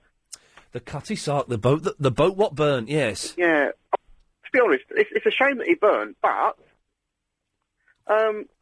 if they're going to rebuild it, it's not the Cutty Sark, is it? Well, this is what I was thinking. How much of the Cutty Sark, that before it was burnt, how much of that was it all original Cutty Sark, or was bits of it rebuilt? Well, apparently 50% of it was off being restored. Yeah, which is fair enough. Yeah, fair enough. But the bits that got burnt, were they original or not? Well, this thing, because if they were original and then they replaced them, then it's not the Cutty Sark. It's a replica. It's a model, a life-size model of the Cutty Sark. That's like bringing up the Mary Rose and saying, and rebuilding the Mary Rose. Yeah. And they're going, oh, that's the Mary Rose. I watched the Mary Rose being lifted because we were doing it at school. I was in the second year at middle school, so it was Miss Downing. So I was about 8 or 9, and we got the day off school to watch the Mary Rose being lifted. It's great. It did take ages. You thought it was going to be like up in one fell swoop. It took a long, long time. And then when it came out, you think, oh, it's a lump of wood. Yeah. It doesn't look like the boat that we were expecting. But you feel like saying, well, if they're going to rebuild it, it's not the Cutty Sark. Just rebuild it with the original bits and just leave it as that. Or just give the wood away to charity. Oh. Sell it on eBay. Oh, mate, what an idea. Well, be sweet. Just cut it up like they did with the Berlin Wall, right? Cut it up into little, metre-long bits, not even that, half-metre-long bits, put it on eBay, 500 quid a pop, you make a fortune. Yeah. Andrew, thank you for the good and sensitive advice on the great loss that the nation is mourning. That, of course, of the Cutty Sark, isn't it? So, can you... Yes, Paul. Good evening. Yeah, you're right. Yeah, I'm not bad. How are you? Yeah, I'm glad it's nearly the end of the show, to be honest. Yeah, sounding tired, Ian. I don't feel very well, to be Really? Oh, you've got a Clive, haven't you? I've got a bit of the Clives, yes. Oh, no. Yeah. Not long now. Not long now. Homeward bound. Chris didn't call me back earlier. He's an idiot. I wanted to Teabag to do a really big good evening. Well, Robert is a sensitive actor who would probably find that inappropriate. Do you think so? Possibly. So hang on 1 second. Chris, well done. You made a good call there. Cheers. Nice one. Shame. Anyway, how's that apart from the dicky stomach? How's what? Well, life. I felt really miserable yesterday. That's a real shame. But it came from nowhere, just suddenly. Not suddenly, it kind of built up over the day, but by like midday, I was just thinking, what's the point of any of it? Do you know what I mean? Do you ever get that? I do from time to time. And everything's all right. You know, everything's fine. Everything's going quite well, and I'm really busy over the next sort of month or so. Really busy. But I thought, what's the point, really? How did you feel after the show last night? Too tired to think. So it was brilliant. I didn't hear it all, but it was There a were real some good bits and cracker. pieces last night. There were some good bits and pieces. It was a lot of fun. Put a smile on my face, anyway. Paul, I have to go because I've got Giles wants to play some nice music. You take care, Ian. Cheers, fella. Bye-bye. Giles. Hi, Ian. How you doing? I'm fine. Good. I've got some lovely music here. How long is the music? It's quite long, but I'll play you a little bit. Well, can you play it? Let me hear a little bit of it first. All right, here we go.